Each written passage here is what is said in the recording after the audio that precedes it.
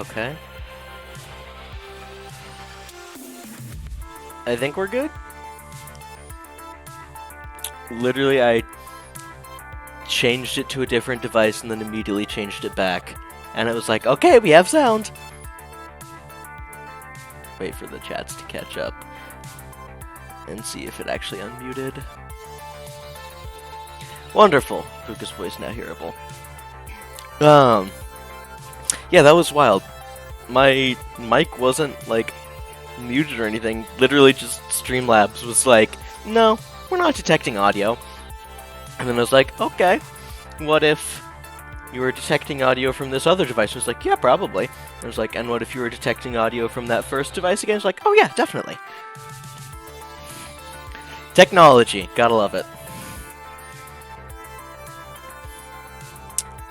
Well, yes, I was saying Velvet. I got also a Twitch whisper that has.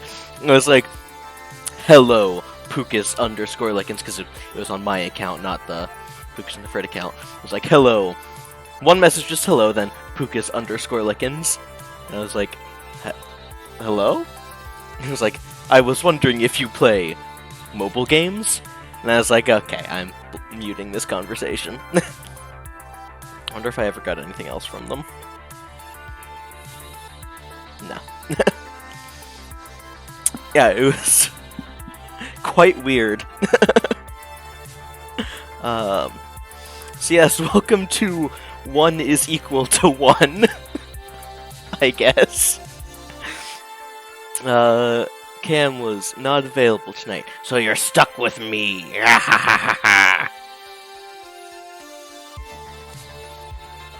We're gonna be starting another visual novel. Bro said, you got games on your phone? And I was like, have I got games on my phone? Let me tell you, I've got the New York Times Games app. That's right, I've done the Wordle, the Connections, and the Mini today. And the full crossword. I did do the full crossword today. I don't do it every day, but I did today. 22 minutes, 28 seconds, not my best crossword. The, very on brand of you, King. Well, it's just me, Grandpappy Pucas. Let me tell you, back in my day, we had to do the crosswords in books. We didn't have these mobile devices that you could do crosswords on.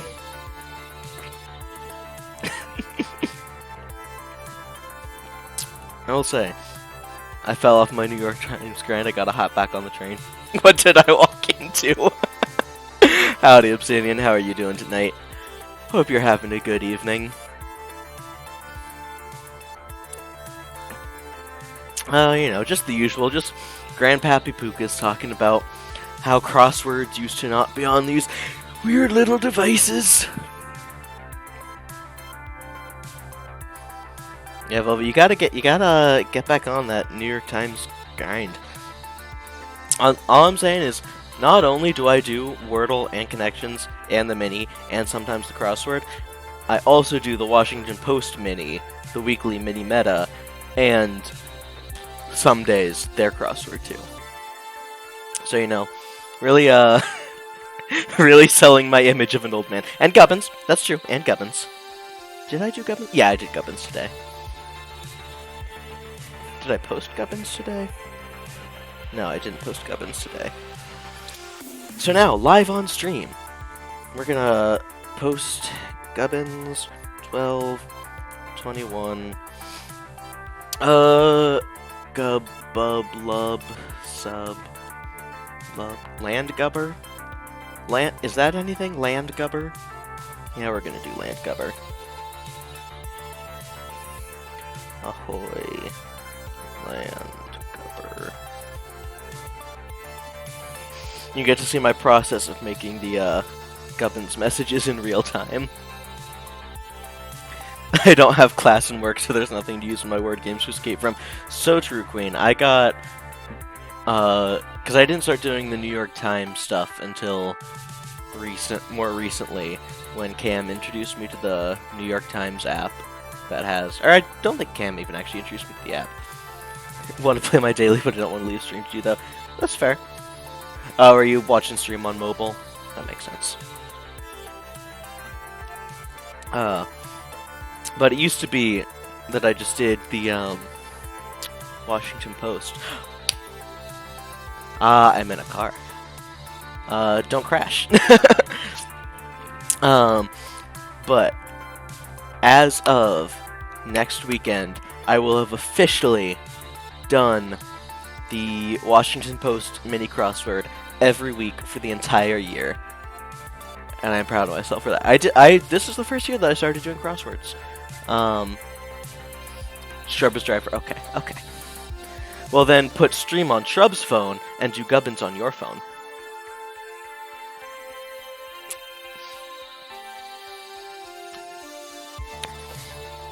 But yes. One morning I was bored in my storytelling with data class. Because either I put my channel points. Fair. Because it was either a work day and I didn't feel like doing the work that I was supposed to be doing, or it was just a lecture and I was half paying attention because it was 9 in the morning. But whatever was going on, I was bored, so I decided to do the Washington Post mini crossword. And so I've just started doing that every day. It's interesting. It's a very interesting dynamic because, in my opinion, and I feel that I am qualified to speak on this, in my opinion, the New York Times Mini is easier than the Washington Post Mini, but the New York Times crossword is harder than the Washington Post crossword. That's just my opinion. But, if I do badly, I'll just blame Pucas' tremendous wit and comedic ability. I will just be completely silent until you've finished Gubbins Obsidian. I'm sure that would be so great for everyone.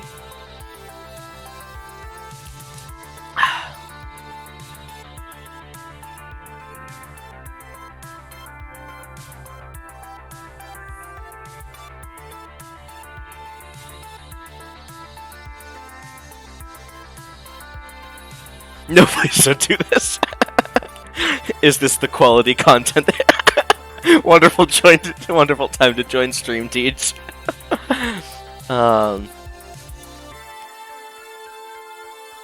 man, he stopped.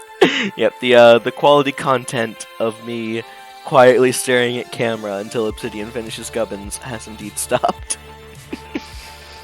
I am going to get my chocolate-covered pretzels. Y'all fans of chocolate-covered pretzels, chat? I am a big fan of chocolate-covered pretzels. The store near me, the Fresh Market, they have chocolate-covered pretzels. A little bag of them.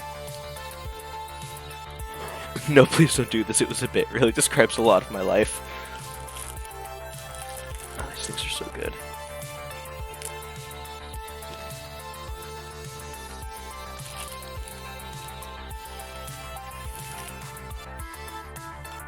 Milk chocolate, so the correct one, Obsidian. Score to beat is 61-67.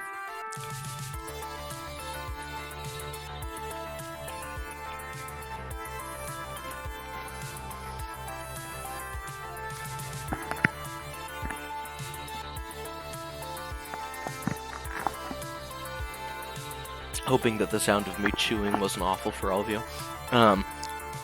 Chalt and Socklet is quite... Chalt and Socklet. Maybe I need to... I might need to do some vocal warm-ups tonight. Salt and chocolate is quite the combo. Yo. Salt and chocolate is so good. Chocolate-covered potato chips, I haven't had them, but I can definitely believe they would be good. Had to update my NVIDIA drivers for BG3. Nice. I will probably... sometime in the coming days, I am going to clear my backlog. Ooh, let's play a guessing game.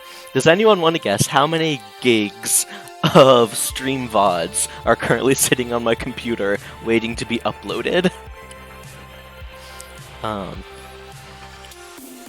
starting board is giving middle-aged mom energy. Yes, it is. It's also horrible because there's multiple V's.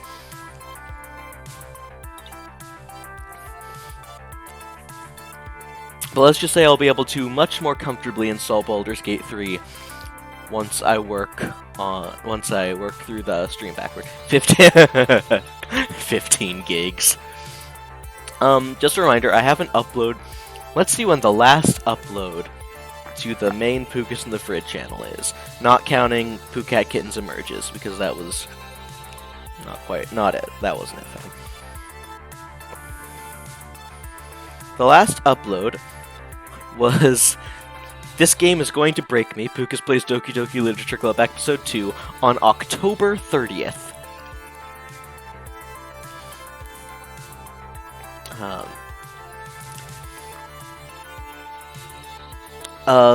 Velvet is the closest. It's about 60 gigs of VODs. And the last time, the thing is, the biggest amount of, because not every stream gets uploaded, the biggest number of the lion's share of the VODs, hello Galactic, hope you're having a nice evening, the lion's share of the VODs are DBoss VODs. And the last time I posted a DBoss VOD was October 1st. Yeah, 475 gigs would not fit on my computer. Yo, if I had room for 475 gigs of VODs, I could upload so much, or I could install so much. Baldur's Gate 3. External hard drive, I probably need to look into an external hard drive for storing VODs. I'll get around. See, the thing is, probably before too long I'm going to be getting a new computer. Because I just recently got my yearly bonus at work. So that money is probably going to go to a new computer. So I don't know if it's really worth buying an external hard drive when all me saying get bent and then immediately getting channel points was funny.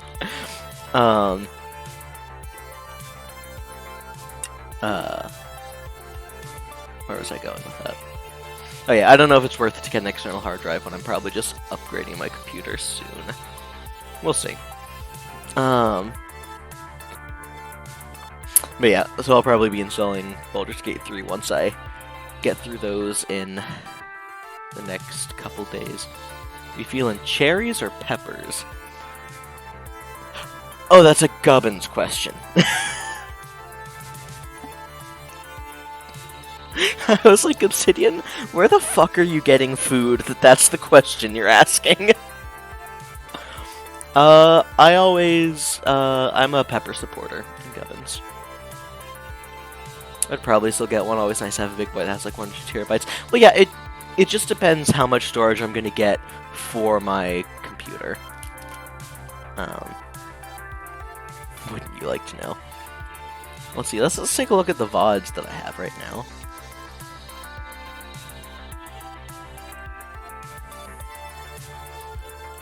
Alright, that's why I saw clips. Fallout from this week, Morrowind from this week, Fallout and Morrowind from last week, Fallout and Morrowind from 2 weeks ago, Fallout and Morrowind from the week before that, Fallout and Morrowind from the week before that, Halloween debuts, mid-October deboss, and another mid-October deboss. Always go peppers unless I get to the trumpet. Yeah, I'm a big pepper supporter. Yeah, I think I've got like, what? I've got nearly 60 gigs of VODs, and it is 90% DBoss. Really considering financing a new laptop when I get back to work in January. I mean, I'm not an accountant, but I don't know if I'd recommend financing a laptop. Anyway, what are we here for? Playing a game or something? I don't know. If I get an opportunity for Socks, I will take it. Oh yeah, Socks is the top tier Gubbin. All of my best Gubbin scores have been because I managed to get a 9-letter word and then I just socked that boy 2 or 3 times. Alright, we were talking about chocolate and salt combination before. Straight up, my favorite M&M is the pretzel M&Ms. So good. Also, as to the potato chips and chocolate that Velvet mentioned, at one point I had some pound cake, and I literally grabbed some potato chips and ate the potato chips with the pound cake so I could get some sweet and salty. You don't rock with socks, Velvet? Oh, wild. I love socks. Socks is probably my favorite gubbin.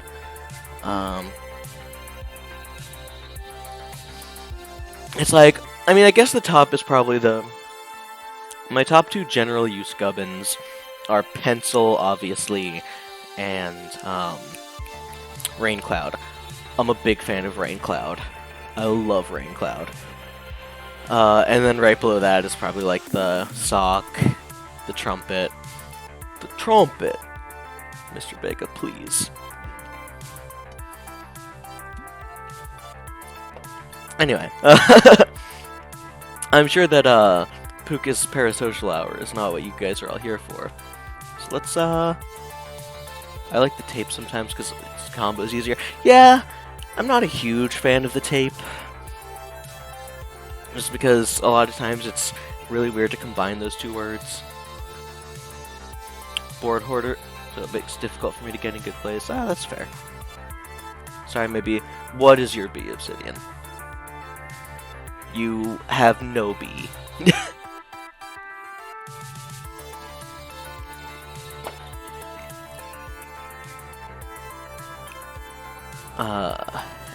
Anyway.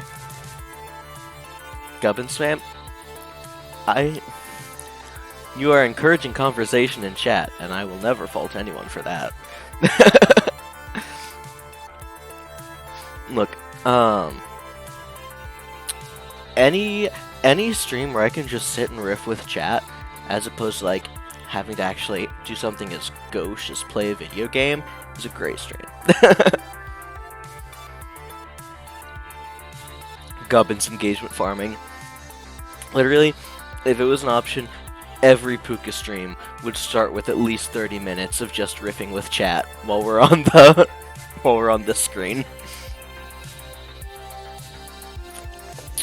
But as it has been, I guess, about 25 minutes, let's get into the new visual novel streamer game. Welcome. Last thing I promised, lemon, lock, or mushroom. I always default to lock. Unless like there is literally not, well, you never have a choice when there's only like 3 things left. Lock is my top pick for Bad Gubbin. You would say that, capitalist boy. Look, it's a system and it works. Cam cares about having fun, I care about content, and Teach cares about monetization. It's our system, and it works. If you asked all 3 of us to stream for an extra hour, we would all ask different questions. I would ask, am I in a good place to do that? Like, will it make good content if I do that? Would people enjoy it? Teach asks, what you gonna give me for it? Cam asks, do I want to?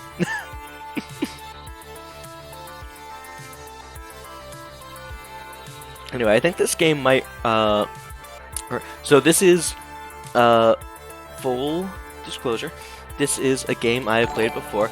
Hey, thanks for the 2 Tier 1 gifties, Obsidian. Never do something you're good at for free. True. I paid the gub tax. Yo, the Dasher subscribed? Where was I going? Okay, so this is a game I've played before. Puka saying, look in my stream dropping is so funny. I will in fact not look. Anyway, this is a game I've played before. It was so early summer of 2020, so it's been a minute. It's been like 3.5 years, so I don't remember a whole lot. But a sequel came out to this game somewhat recently. And I didn't want to jump into the sequel on stream without anyone on stream having context. And also, I think there's a way you can import your save from the first game into the sequel, and it'll change, like your character from the first game will show up in the background. And I didn't still have that, so I wanted to replay it. Am I going to get as obsessed as I did with Tyrion? Possibly. Unlike Tyrion, this one does actually have, I don't want to say dating simulator mechanics, but there is, unlike Tyrion, where you got Tylest, this one gives you a variety of people to choose from who you want to become close with. Watching football on Twitch is so funny because something will happen in the game and the chat's just filled with, huh? Are there people pogging for the touchdowns? But of course, I will meet all of the different people, and I will judge them fairly and accordingly, and I will date the exact same person that I dated last time. Will there be voices? So this game is there will be voices, but also this game is partially voiced. So there will be an amount of voices from me and an amount from the game, which means I'm going to have to try to mimic the game voices. But that does mean that I don't have to come up with my own voices. But we'll see how the voices go. But I think the game may slightly remember who I picked last time, because she is the only face inside the heart, even though my save doesn't exist. Return of Pucas VA. Yeah, we never lost Pucas VA. Welcome to McDonald's. Alright. It's been about 30 minutes of waiting, so let's get into Arcade Spirits. Visual novels are back. I will be early to stream for the near future.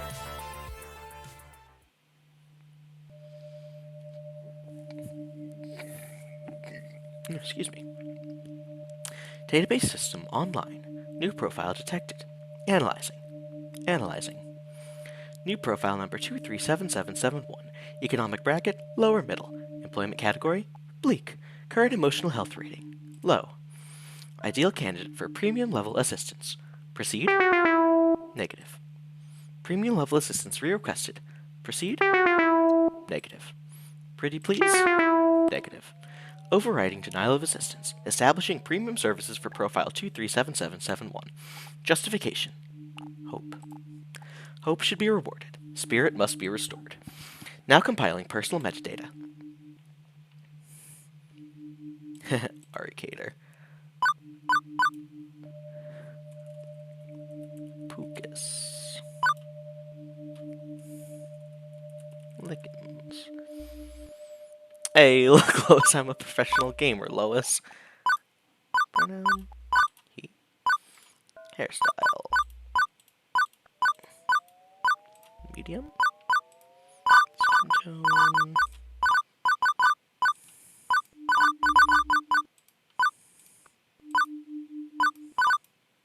That one, I think.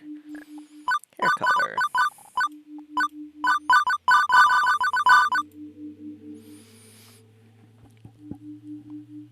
Has anyone else seen IRL Peter Griffin hit a clip in Fortnite recently? Just me. I think I did see that.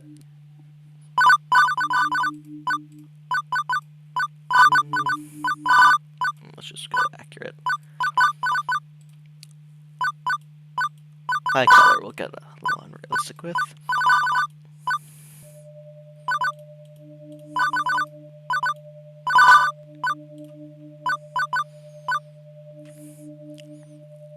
Is anyone...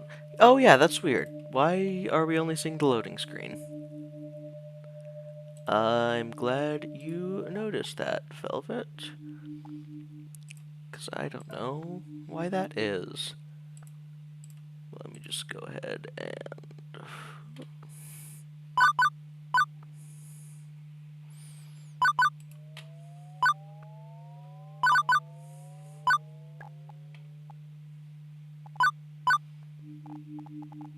Okay, that's weird.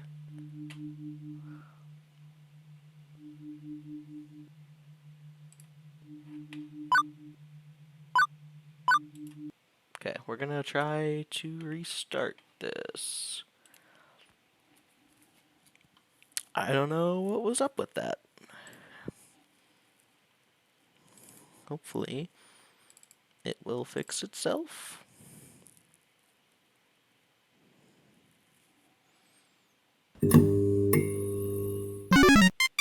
Oh, you're seeing my files.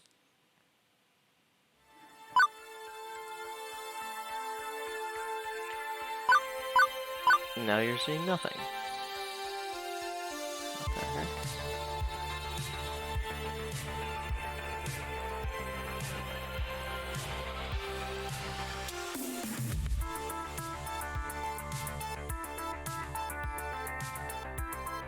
Streamlabs has big feelings this evening.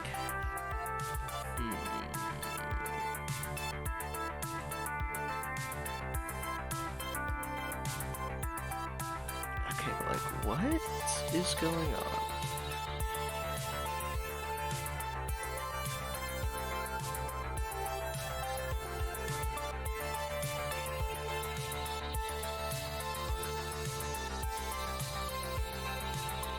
Not the orange background.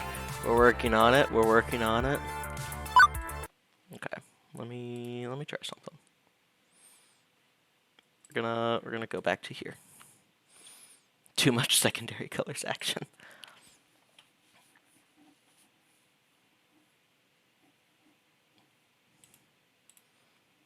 We're gonna try something.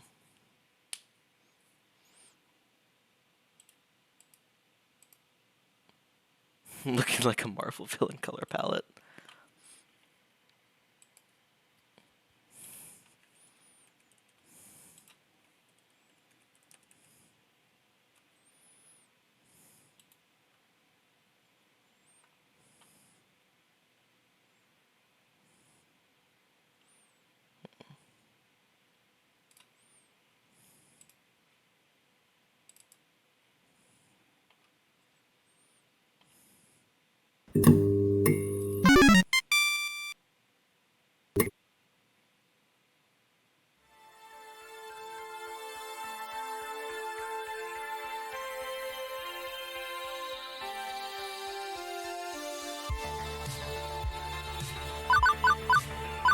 What the heck?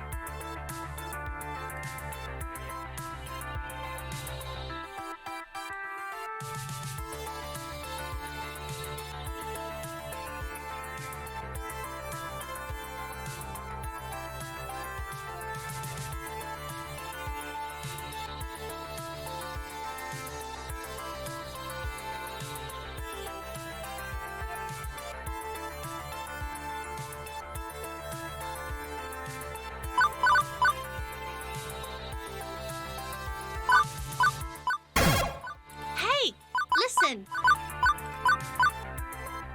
Okay. I think this should work now. Okay. Let's restart.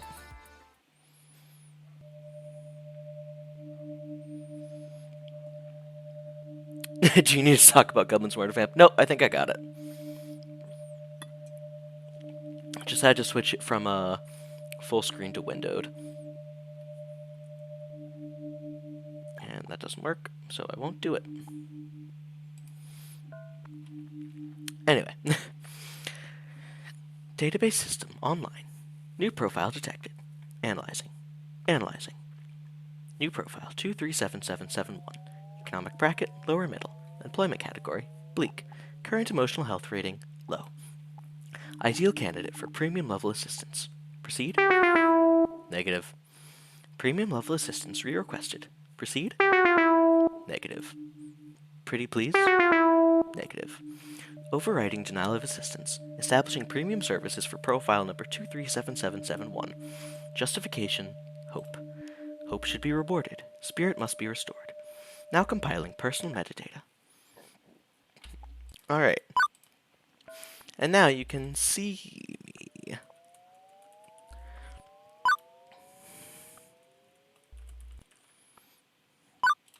Seconds. Medium hair.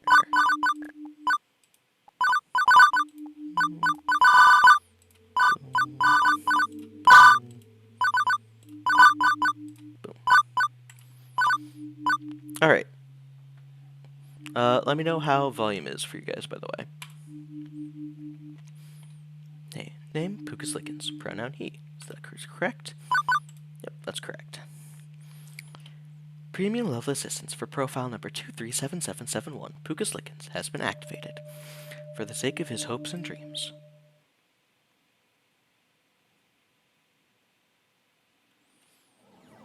The following is a work of fiction. All references to trademarked classic arcade games and titles are used under nominative fair use and should not be considered an endorsement by their publishers or creators.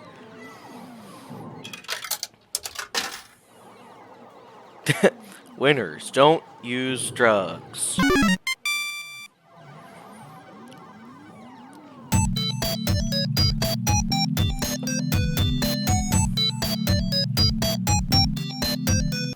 Level 1.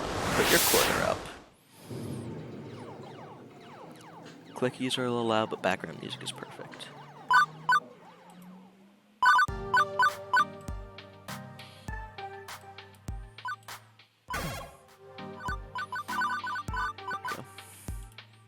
I'm guessing that should be better.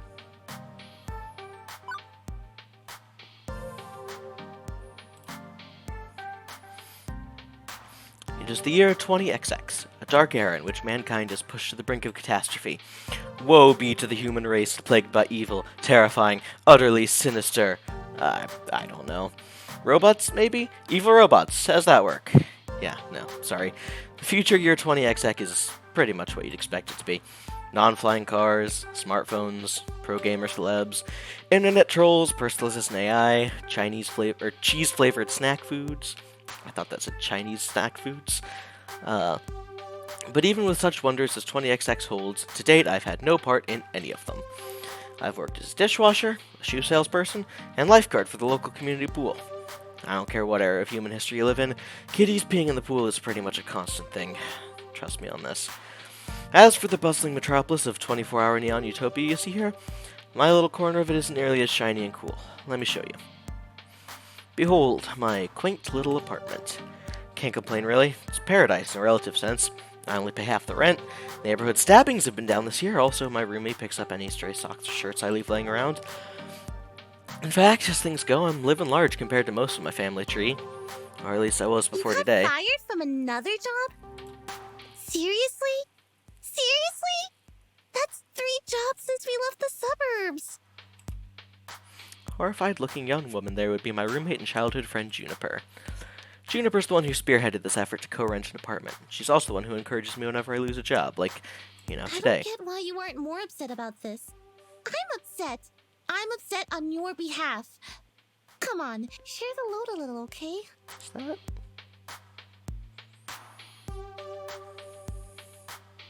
Is that Lily Pichu?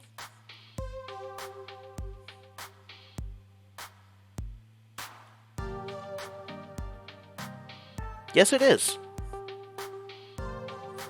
I thought I recognized that voice. There is a very good cast for this game. I actually discovered this game through a Maple Type Vibes, a group I follow called Loading Ready Run, and one of them does a voice for this game. It sounds like her. It is. Yep. You might be on mobile delay, so you might not have heard me say it is yet. But no, it's an amazing, amazing cast. Pool's closed, Juniper. Not much I can do about that. I got upset. Because you actually enjoyed that job.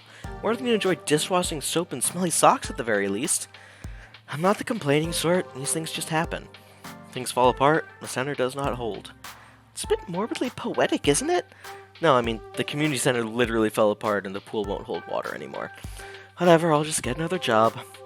Any job will do as long as we can make the rent right. No, you don't need to apologize for the delay. I was just thinking out loud on the fact that you probably hadn't heard that yet. Wrong. I saw how mopey and tired you were coming home every night from those other crappy jobs. At least when you got back from the pool each day, I sometimes caught you What's the smiling. point of us moving away from home if not to get away from all of that? I mean, we both left that town so we could try to find happiness, right? I just want us to be happy. Both of us. I thought you hated your job. Come on. No reflecting, this is about you. My mind's made up. We're gonna find you a job that's just as good, if not better, than the lifeguarding job. Let's start from the top. What's your dream? Oh, I'm standing in front of a class to give a speech and I forgot to put on my pants, and your dream job! Oh. I don't know, Juniper, I've never really given it any serious thought. I've got it. Hey, I think I've got just the thing to help you out. Juniper pulls out her phone, rapidly tapping an unlock code onto the glass before pointing out a little pink icon. It's a virtual life coach. Mine keeps me from being late to meetings. Totally free, too. My cousin introduced me to it. Wasn't he the guy who ended up in the ER after making a homemade flamethrower? It would have worked if he got the fuel mixture in his water gun, right? Anyway, I'm sending a copy to you now. I got a pop-up an hour ago offering me 500 points just for recommending it to a friend. Great timing, huh? Well, as long as you're earning points, I guess. At least give it a try, okay? Maybe I can point you at some good jobs. Ones with less socks and or urine. Yeah, I'll think about it. Okay, but don't think too long, right? In the end, I installed the app. Couldn't bear to see Juniper fretting over me like that. Not that I find it annoying. I mean, it's more that she has enough trouble in her life without troubling herself over my life, too. Both of us had it rough up to and through the point where we left home to try and start a new life. A better one. She deserves better than me and my problems. Bless her heart, she means well. She's been firmly in my corner for all my life, the two of us against any dark forces aligning against me. That's not to say she's good at being my advocate. Enthusiastic, yes, but skilled?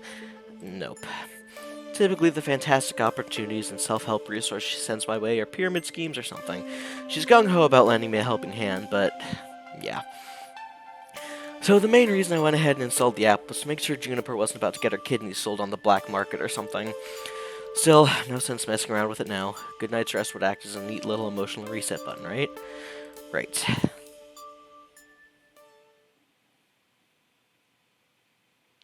No dreams, no nightmares. Just 8 hours of sweet, sweet black. Juniper is so real.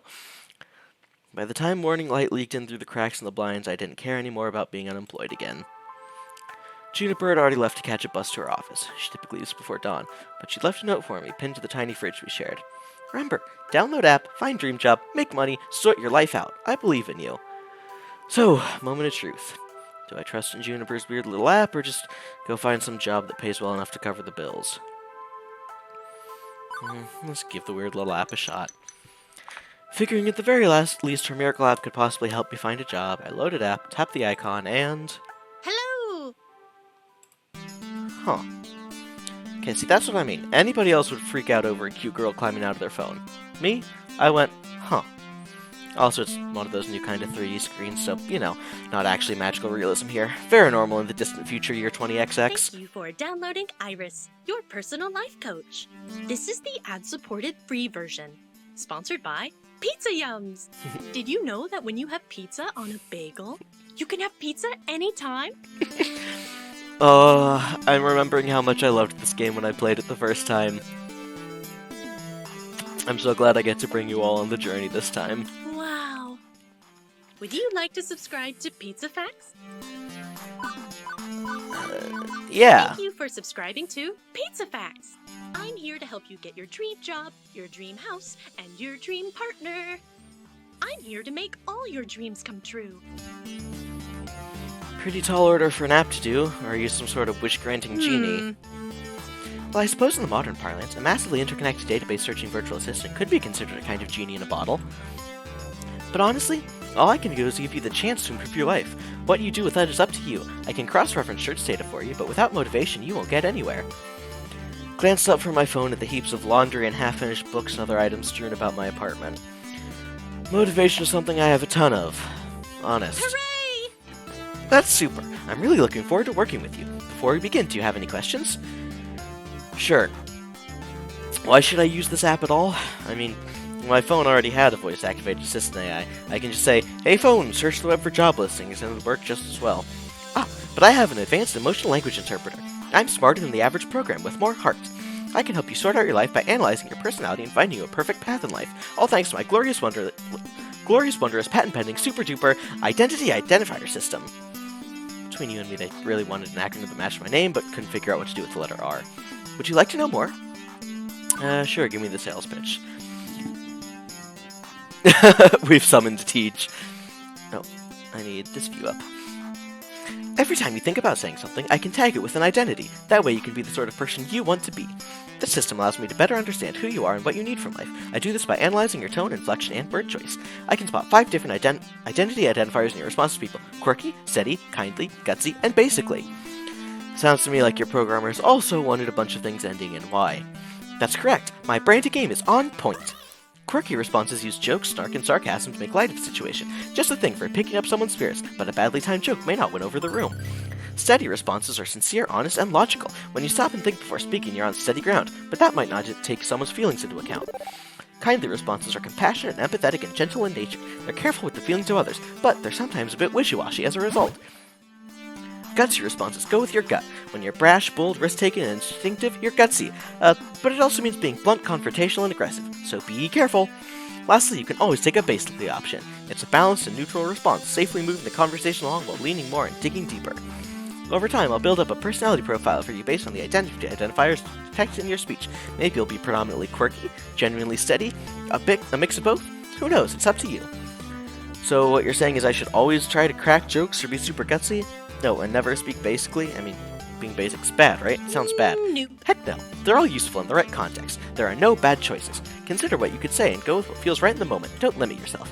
Sure, you could gamify your personality, but it's more fun to help let it happen naturally, you know? Just be you. Now let's see my patent-pending identity identifier system in action. How do you feel about dad jokes?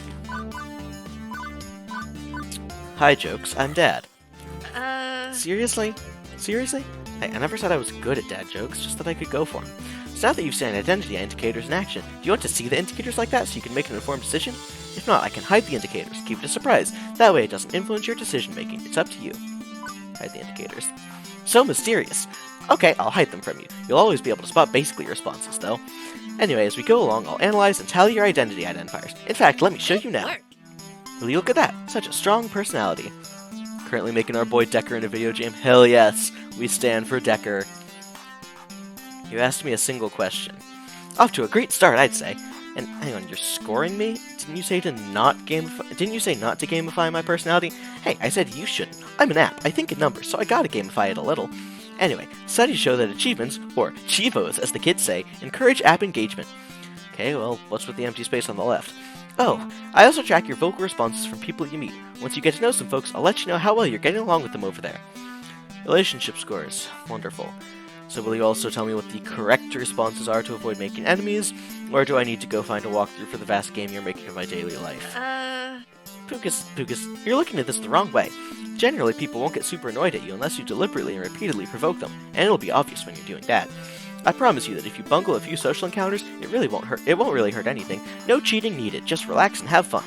You can access your score card anytime you like with the Q key, or click the score in the upper right corner of your screen. And that's everything. Ta-da! Okay, but how is any of that supposed to help me get a job? I only downloaded this app because my roomie claims you're a great life coach for the unemployed. What good will taking the quiz off the back of a supermarket checkout rack magazine do with that? It'll help me understand your spirit, of course. You can talk to ghosts? Is there a ghost in the room right now? Am I a ghost? You have to tell me if I'm a ghost, that's the rule. No, silly. I mean your spirit. Your hopes and dreams. Your life's passions. I can even help you find romance. Ooh, romance. Romance? Seriously? Seriously. Often you can find your soulmate and your dream job in the same place. But if you'd rather focus on gainful employment for now, that's fine too. Workplace dating. Well, that's a recipe for disaster. And hitting on coworkers right from day one can be kinda awkward. Or am I looking for love and ready to start right out of the gate? Never get a second chance to make a first impression. If I meet the right person, why put it off? How do I want to handle this new opportunity?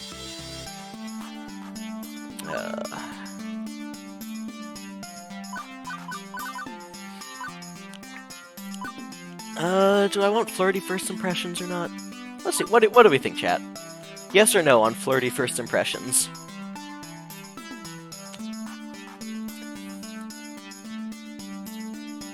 We're definitely gonna do romance, but not sure about flirty first impressions. I think there are some very funny options if we do flirty first impressions.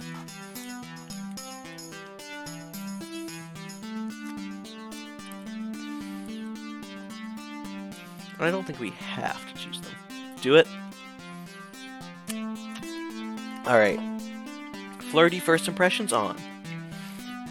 I think I'm mature enough to juggle both at once. Why not? Super! And remember, the choice is yours. If you're not comfortable with other people, stay professional. Now let's get started. To finish analyzing your personal history, please authorize me to read your social media feeds and personal information metadating. Aha! I knew it. This is some kind of scam. I'm gonna wake up in a bathtub of ice, missing a kidney. Sure, I can help you register as an organ donor. Command or file name? Oh, you were being sarcastic. Sorry, I haven't quite finished analyzing your personality. I couldn't tell. Relax. I won't share your information with any third parties. This is strictly so I can find your dream job. Am I authorized? Another wonderful Juniper recommendation here, just like the 17 self-help books still on my shelf. Still, 18 times the charm, right? Yeah, go ahead. Please enjoy this recorded music.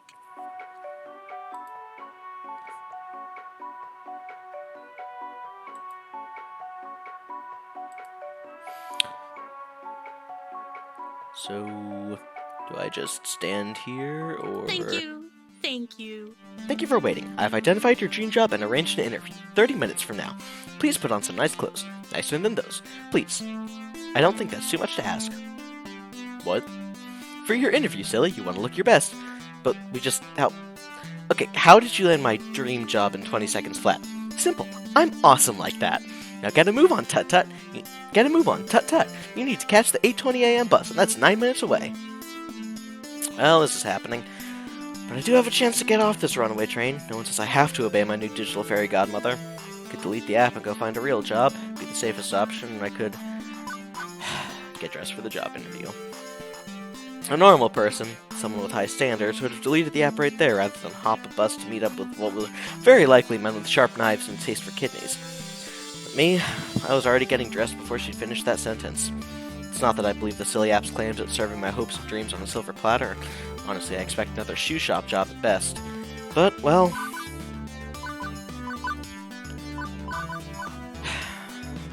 What the hell, let's do this. Juniper's right, I need to get my life in gear. So what's the harm in driving into something this wacky? Okay, there could be a lot of harm, granted, but the alternative is to mope around our apartment for weeks, then egads, go get a job anyway. So I thought, screw it. I'm in on this runaway train, and see how far it goes. As I came to realize weeks later, turns out that was the best impulsive decision I've ever made.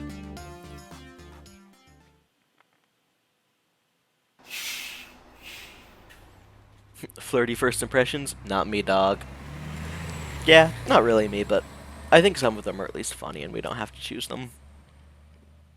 Also, who voices Iris?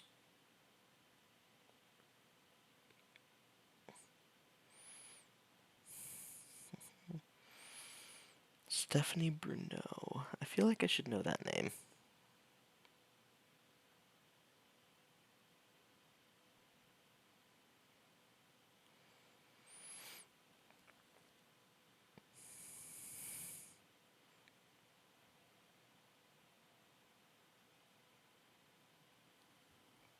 What else has she been in? Oh, I guess it's just this. Weird. Jesus, you can make your guy shiny. Can't make the PP shiny, though. I'm glad Teach is enjoying Baldur's Gate. The bus drops me off, oddly enough, not very far from Juniper's office building, although my destination isn't nearly as upscale as that. This is, well, it's a strip mall. Strip malls are relics of 19XX, places where a random assortment of weird little businesses jam as many of themselves into as tight of space as possible. Excuse me. For instance, I'm seeing a dentist, a used bookstore called The Whole Story, an arcade, a fast food joint, and a boarded-up health spa once called Lattes and Enemas, which sounds, Hey! Listen! What do you think? I think that's two things no human being should ever combine. No, I mean about your future place of work. I'm desperately hoping we're not talking about the same thing. Which one of these businesses exactly am I working at? I don't know anything about oral hygiene or old books, and I'd rather not be a fry cook. The one in the middle, silly. What, behind the arcade? It is the arcade. Huh. Trust me on this. I reference and cross-reference and cross-cross-reference your personality details, personal history, and social media connections. This is your dream job. My dream job? Really? 99.97%. Should probably explain my confusion. Arcades are a big business in the entertainment sector. Pro gamers are celebs, 5-star arcades are social hotspots. It's always been popular with the mainstream. But, well, restaurants are popular too, right? And for everyone who opens one hoping to be the next Iron Chef, a dozen more shut down in failure. Arcade competition is fierce. Paydays range from peanuts to gold, and sure, those who make it can secure fame and fortune, but those who don't, well, no wonder Iris sees this as a dream job. Video games weren't always this popular, though. I read an interesting article about it once. Back in the year 1980X, we narrowly avoided a serious industry crash, which little left the video games as a kid's toy fad like hula hoops, no mainstream acceptance.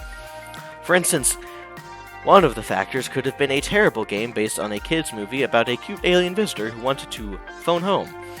If this game was complete poop butts, like poop from a butt, and massively overproduced, it would ruin video games for years. Fortunately, cooler heads prevailed. That game was delayed until it could be developed properly, and the crash was averted. The crisis exists only in theory now.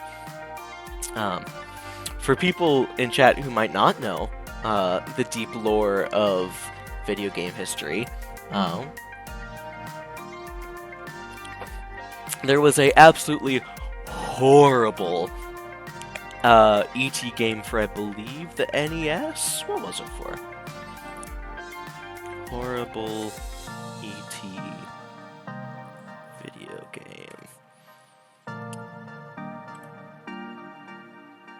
E.T. the Extraterrestrial... Oh, sorry, it was for the Atari 2600.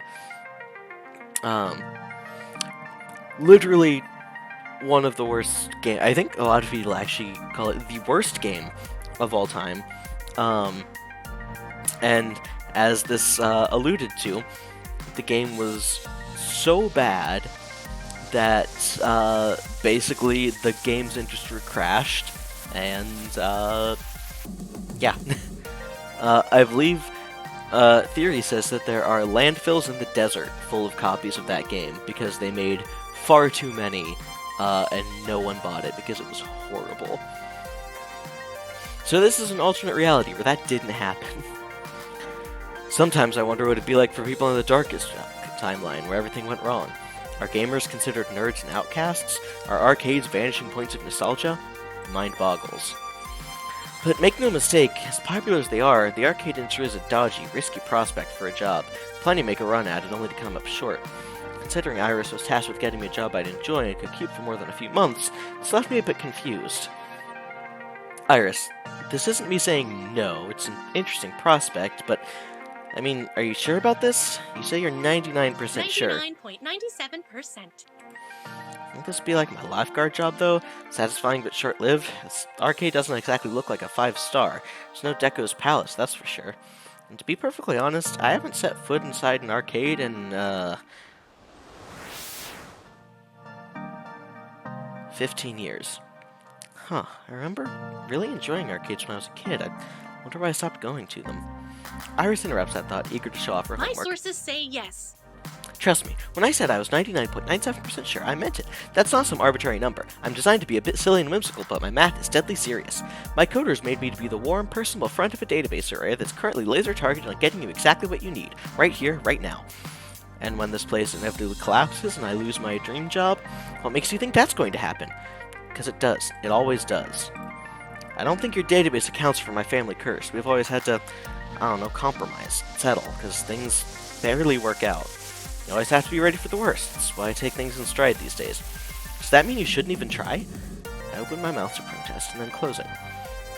As often as my life tends to crumble out from under me, it's not like she was wrong. I still had to try. Oh man, did my pixel dick chat not send? It did not. I mean, what the hell, why not? Buy the ticket, take the ride. That's what I told myself when I walked out the door this morning, wasn't it? No matter how risky, I owed it to myself to jump in with both feet. And when it all come crashing down, well, I'd recovered before, I'd recover again. Meanwhile, may as well take the opportunity in front of me.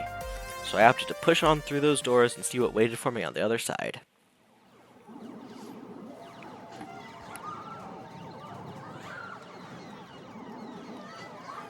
The air conditioning hits me like a cool breeze, albeit one smelling of copper and corn chips. It was, hey teach, approximately 6 people know you're looking at Pixel Dick right now. As it's early in the morning on a weekday, it's not too packed with gamers. Although it's so packed with games, I'd probably have a hard time finding anyone anyway. At once, I'm struck by something odd. I actually recognize most of these games. Neat. Considering I haven't walked into an arcade in over a decade, that's probably not great. Lots of vintage stuff here from the looks of it, like really old. Although I don't recognize that game with the stage lights and things. Maybe it's karaoke or dancing? My Japanese sources import? say yes. Checking. That would be Showtime Stage, a collaboration of Nahana Heavy Industry Concern and Hubris Records in Germany. It's won a lot of awards. Huh. I recognize most of these. Oh, was that seriously a Mr. Moopy's Magic Maze? But the one in the middle with the split screen is new to me. Fist of Discomfort, a hybrid real-time strategy and brawler beat-em-up. It's actually not that new. It's been a staple of the esports scene for the last 8 years. 2 genres I was utterly lousy at last time I checked. And over here, the Galaga sound effects makes my brain happy. Yes. And over here is an old lady. Sorry ma'am, I was just talking to myself and had an overwhelming urge to complete my sentences. Thankfully, I don't think she even registered me calling her old. She looks up from her knitting, seating behind the ticket price redemption desk, and offers a wrinkly smile. Well, hello there. Always nice to meet someone new in the Funplex. The what? Francine's Arcade Funplex. Didn't you see the sign out front, dear? Well, I chose to knock off the first 2 words when they got knocked off the building during the storm of 1980. Now it's just the Funplex, I suppose. So, how can I help you, dear? A funplex? Is that when you suplex a clown? Yeah, it's funny. A funplex? Is that when you suplex a... Yes, I've heard that one before, dear. Considering we've been open since 1970X, I've heard them all. But it's still nice to see young people with a good sense of humor. Nice of you to try and cheer an old lady up.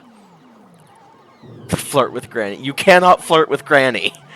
Thought that voice was you and I was so confused. Yes, I heard you call me an old lady. Well, it's a factual statement, isn't it? No insult taken, dear. Please call me Francine. As in Francine's Arcade Funplex. Get it? Actually, thinking about it, I suppose we were originally Frederick's Arcade Funplex, named after my dear departed husband. Sadly, he died peacefully in bed some years ago. I'm sorry to hear that. Oh, don't be. He died doing what he loved. Having intimate physical relations with me. Yo, Francine's got game. That's information I needed to know, yes. And you are Pucas.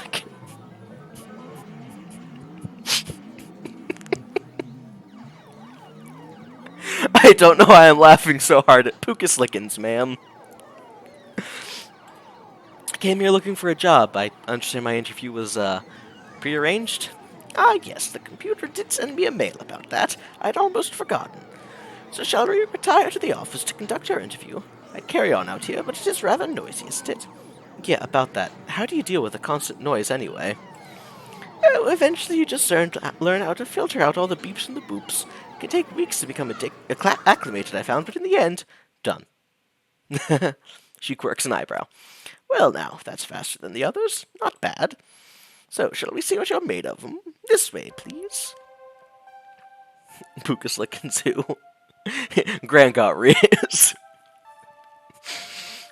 Imagine you run a business, like sure an arcade, but imagine you run a business and someone comes in for an interview and you're like, well, the place used to be named after my husband who died a few years ago. Oh, I'm sorry, don't be, we was fucking.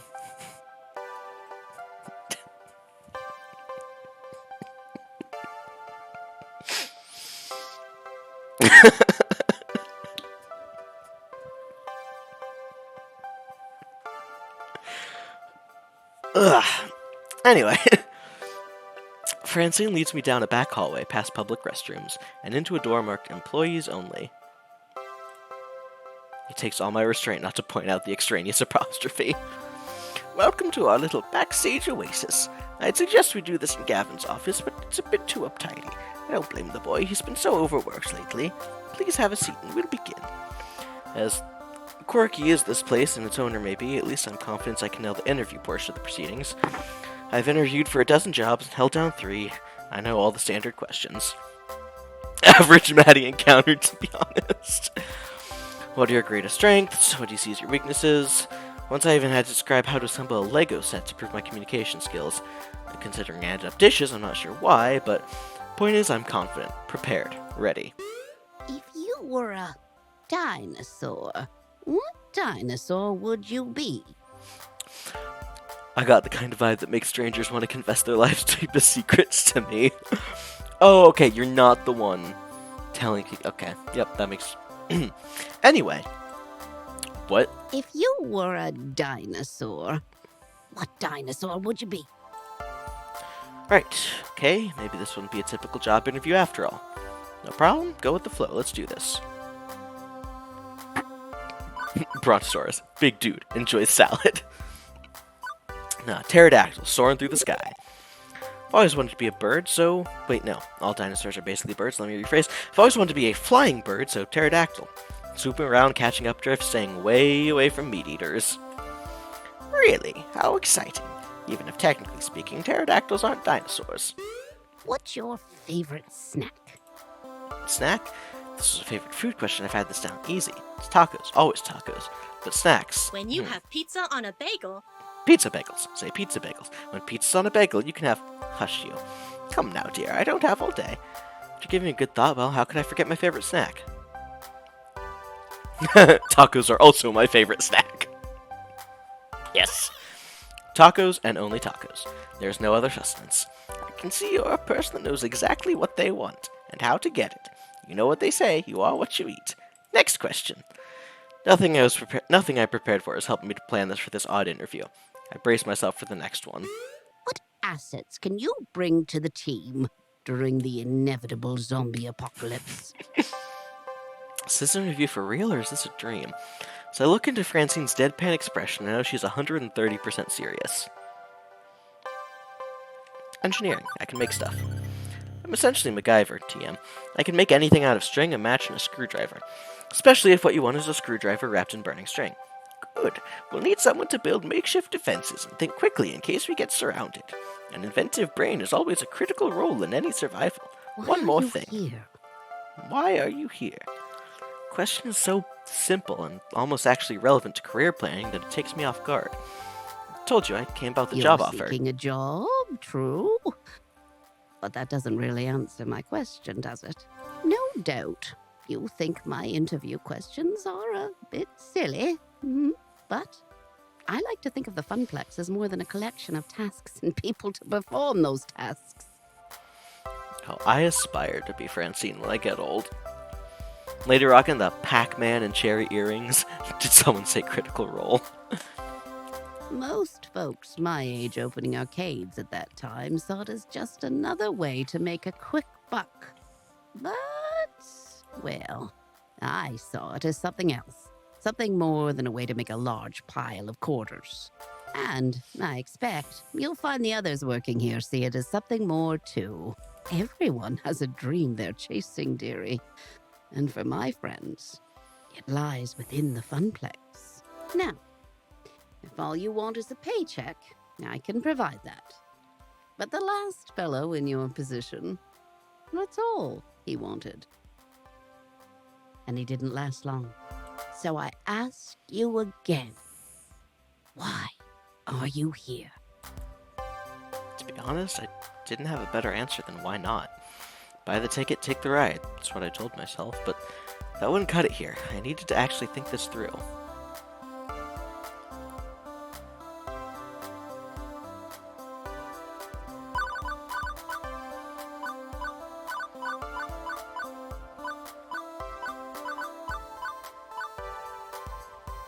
Looking for hope. I haven't had much lately.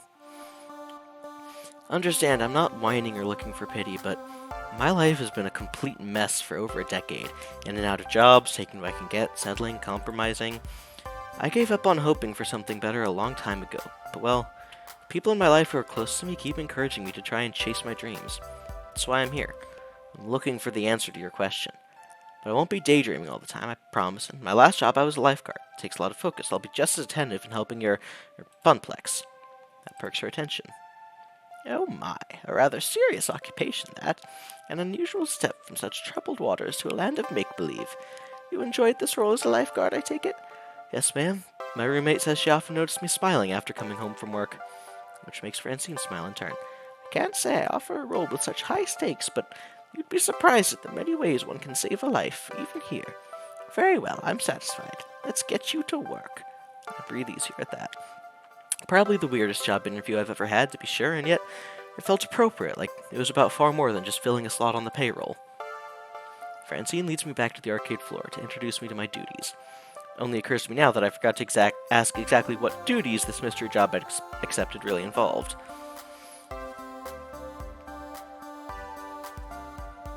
Francine gestures to the seat she was occupying previously, the stool behind the prize desk. Oh, how marvelous. Welcome to your new position, Pucas. Sitting here, you mean? Sitting here and helping players redeem tickets for valuable prizes. I glanced at the wide array of pencil toppers, rubber spiders, and tiny plastic toy cars on display. Well, for prizes at any rate. Such relief. I'd really been stretching myself thin lately, trying to fill in since the position was vacated. If you don't mind me asking, ma'am, why did the last guy who sat here end up quitting? Something about being so bored out of his mind that he felt like jamming one of those 500-ticket plush dolls down someone's throat. Oh, such a shame. Poor dear, he just wasn't cut out for this line of work. Grandson or no, I'll have no patience for such nonsense. We stand Francine. I'm sorry, the last person to work this desk was your grandson? Anyway, Gavin should be by soon. He'll handle paperwork and all that administrative nonsense. Now, if you don't mind, all this talking's tired me out some. I'll be in the back office if you need me. Okay then. I adjusted my seating on the semi-comfortable stool leaning against the desk. Beneath me, a wide array of cheap junk awaited my attention. Could have lost hope then and there that this job would be even slightly more engaging than being a diner dishwasher, but just look on the positive side. I'd be helping kids obtain toys that would become nostalgic memories for years to come. Right?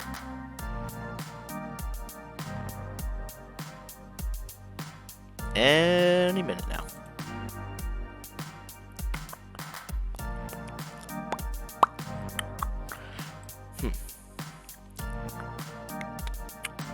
Right? I crave the sweet embrace of death. I've been sitting here for 2 hours now. Nobody's walked up to obtain a novelty funplex shot glass, or a colored pencil set, or a light-up yo-yo. Lunchtime's approaching. So far, the only people walking in and out of the arcade are a few stray adults who have no interest in cheap friendship bracelets. Thankfully, my first customer of the day arrives before I start wondering if one of those 500-ticket plushies could really fit down someone's throat. Or maybe not. Nope. Just walking right on by me, his head buried and reading some sort of spreadsheet off his tablet. Was he here to play? Doesn't seem like the typical businessman on a break or unwashed and unemployed game aficionado. In fact... Damn, he's hot! That's my kind of guy.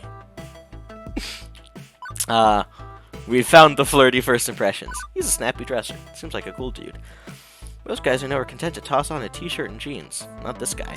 Even in an arcade, he's sharp like a linoleum knife. In fact, that rather pointed look he's offering me after doubling bath is rather linoleum knifey too. Hold on a minute. Who are you exactly? What are you doing behind that desk? Where's Francine? I am Francine. I had some work done.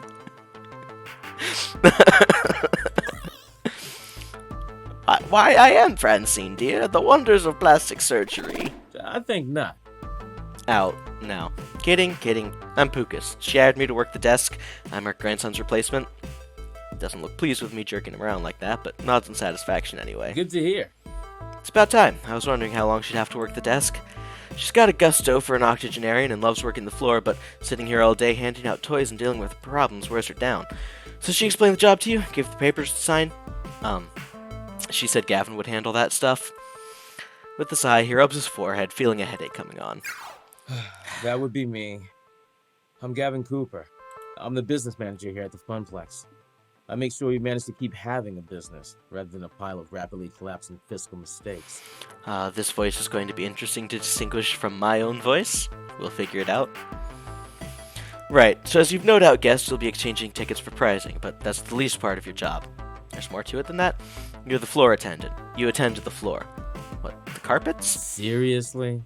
The floor. The arcade, the games, the patrons. You're the one running around putting out fires and sorting out problems. Technically, you're our second floor attendant. Ashley will be in later, but we need two. One to roam, one to operate the desk. I do it myself, but I'm typically busy in the back office, making sure the whole thing doesn't fall to bankruptcy.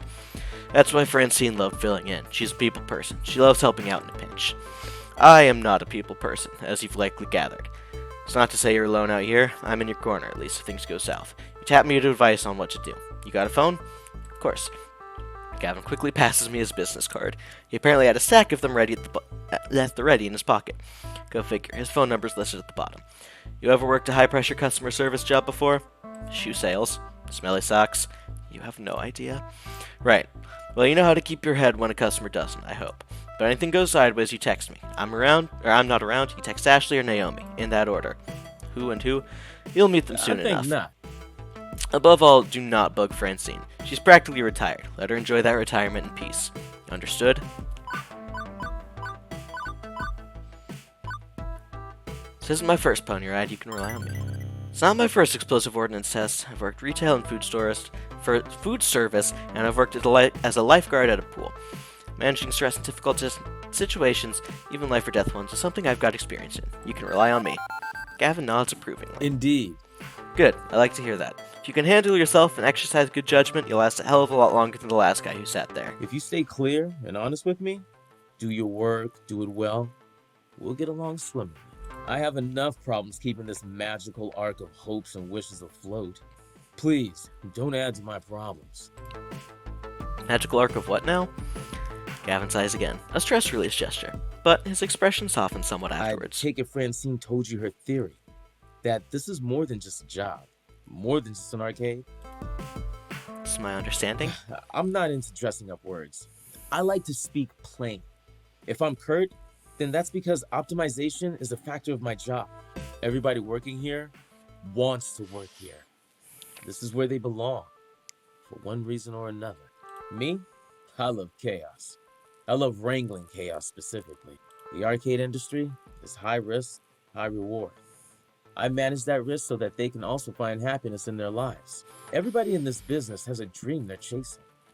It's a fragile thing, prone to getting crushed by hard reality.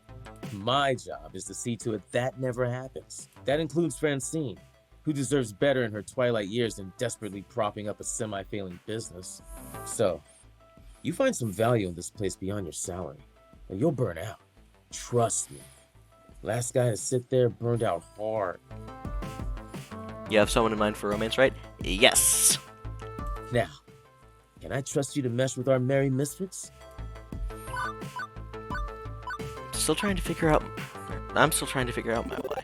To be honest, I'm still sorting out why I'm here, what my dream is. But I'm not here to step on anyone else's dreams in the process. I'm here to do my best at supporting everyone. Good to hear. I'd say we share similar views then. It'll be a pleasure to work with someone who's actually enthusiastic and competent.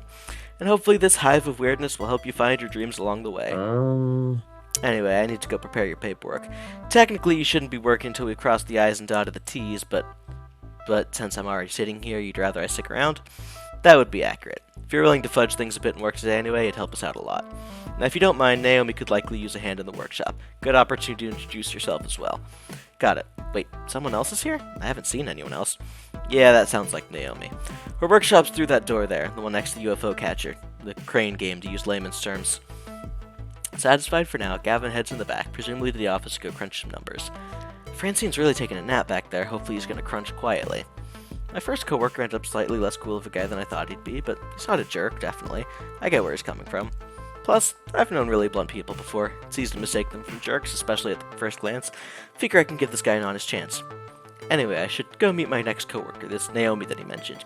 Although I could swear Francine and I were the only ones here until now. A double door, also marked employees only, also with an apostrophe, leads from the arcade floor to what feels like an industrial area of some sort. Yes, it's time for Naomi. I turn the handle and step inside. Naomi, Naomi, Naomi. In a little room tucked away between the back offices and the Funplex front, I find what is very likely this Naomi, spoken of only in myth and legend, where she belongs. Girl about my age, but certainly not my height, is tinkering away on what looks like an old tube-style monitor. Huh, didn't realize they had so many circuits. She doesn't notice me when I come in, too busy soldering a capacitor into place. The lingering smell of melting metal fills the air of the poorly ventilated workshop. Excuse me, for lack of a better way to interrupt her. I was worried no matter what I did, she might, I don't know, burn her fingers or jump so high she hit the ceiling or something. Fortunately, the shock's not quite that intense. Oh, hello? Hey, you know this room is for employees only. She said, with no Are apostrophe. you lost? Do you need something? I'm Pucas Lickens. I'm the new floor attendant starting today. Oh! Hi. I didn't realize Francine already found someone. I guess I forgot to check my text. Whoops. She spares a glance at her phone on the nearby workbench, where a huge stack of green notification messages lie in wait.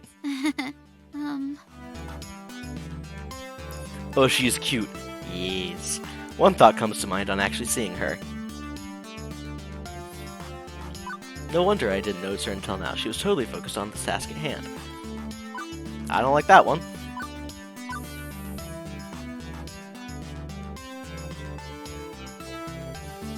So I know I said I probably wasn't gonna go with the flirty first impressions, but I am but a weak-willed human being, one who grew up feeling mighty funny whenever I saw Velma from Scooby-Doo. Nerds need love too, you know? When I moved from school to school as social outcast, I was drawn to fellow outcasts in turn. Still, beyond my weird libido, mostly, I noticed how much she's smiling as she wields that little thing onto the bigger thing. She's just so happy and at peace, and I can appreciate that joy in one's nerdy passions. Anyway, I'm Naomi Fairchild, the Funplex's techie. Hi! Pleased to meet you. I was expecting Gavin, though. He usually checks up on me about now. He is busy doing strange things with numbers. Yeah, that sounds like Gavin. I take it he sent you along to help? Great. Give me a hand with this monitor. It's really heavy, and I'm still paranoid about dropping it after what happened last time. Really? What happened last time? Oh, well, I dropped it. Oh, right. She helps me lift the large cathode ray tube, slotting the heavy metal framework into place within the exposed guts of the nearby arcade cabinet. Once done, she starts hooking wires back up to other wires. There's a surprising number of green circuit boards in that largely hollow wooden shell. It's the first time I've seen the inside of one of these things. It's weird. Lots of empty space, a couple large slabs of circuits, and that beefy monitor. Why is it so empty in there? It seems inefficient. Couldn't you pack more games from the arcade if it was more compact? Not really. It's more about the footprint on the floor than the vertical height. Naomi keeps working, using a pocket multimeter to check various connections. Let me explain. I mean, compare American and Japanese caverns. Ours are designed for standing players, so they have to be upright even if that means an empty base. Japanese candy cabs are shorter, so you play sitting down, but I prefer American style. Ours have more room for art. She closes up the rear access panel, closing it with one of the many keys on keyring at her side, then steps back to admire her handiwork. There's genuine joy in that smile, not just at a job well done, but at looking at the whole thing like it's a fine sculpture. So beautiful. Oh, I love the classic Midway style. Look at those sharp angles, the side art decals, the bold font on the marquee, the bezel artwork, the what on the what and the what artwork. With a sigh, Naomi points out key features to me. The strip across the top with the game's title, that's the marquee. The artwork that wraps around the monitor, that's the bezel. I mean, you see it too, right? How beautiful and cohesive it all is, working in harmony to give this game its own unique feel, its own experience. As for me, well, I agree. It's beautiful in its own way. The way she stares lovingly at this, well, honestly, this box of wood and circuits and vacuum tubes and stuff, I think I understand. It was made to be one whole thing. The art, the style, and of course the game itself, all part of the same experience. Everything about this game is the game. If you run it in an emulator or on a game console instead, it's made lesser. Yeah, guess I can see that. It's beautiful in its own way. I've switched to iPad, hopefully less delay. We shall see. Oh, good. Naomi lights up with joy like a pinball machine, all twinkly and shiny. Woohoo! Finally!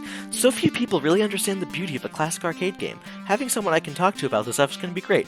Please, you can talk to me anytime, Naomi. Especially with that jerk Gavin running the numbers. Gavin? What's wrong with Gavin? I don't know. Well, don't get me wrong, I can get along with him, generally, but his whole attitude just... Ew! All he really cares about is money.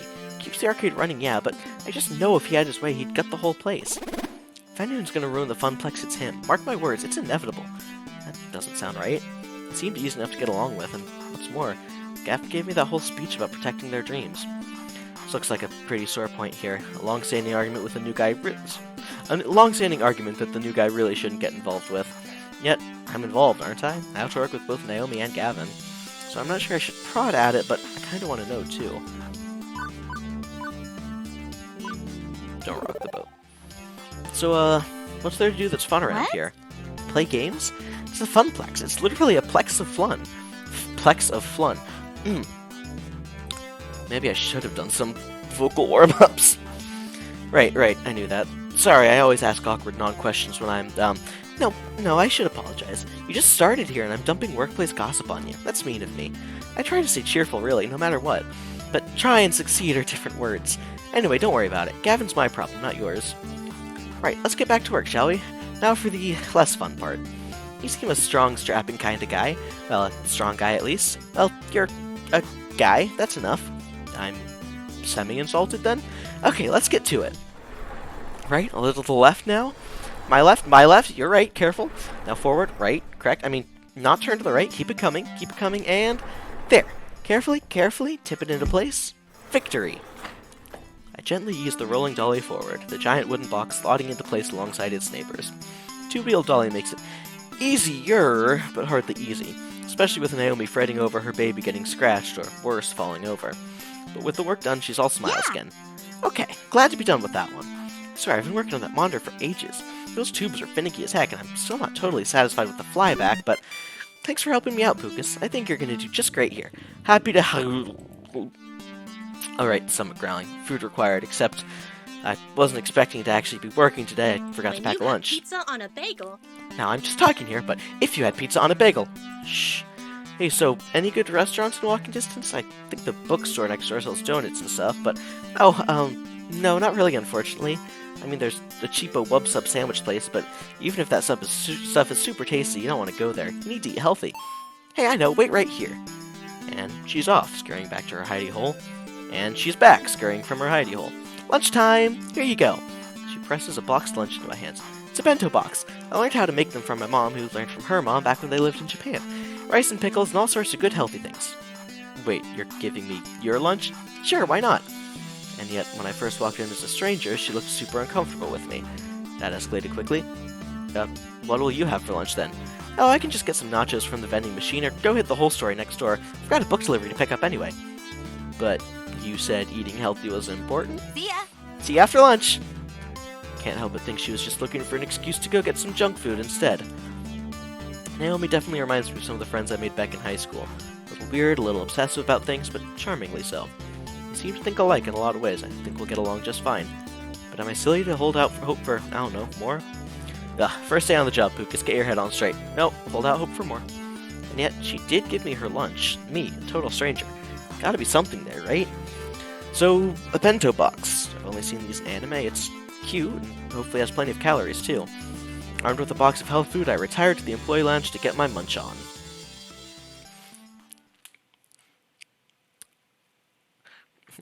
I hope you are all prepared. Look, Tyrion and Celeste were great as a couple, but Tyrion wasn't me. Now I'm playing as me. And I hope you are all ready to see asexual thirst.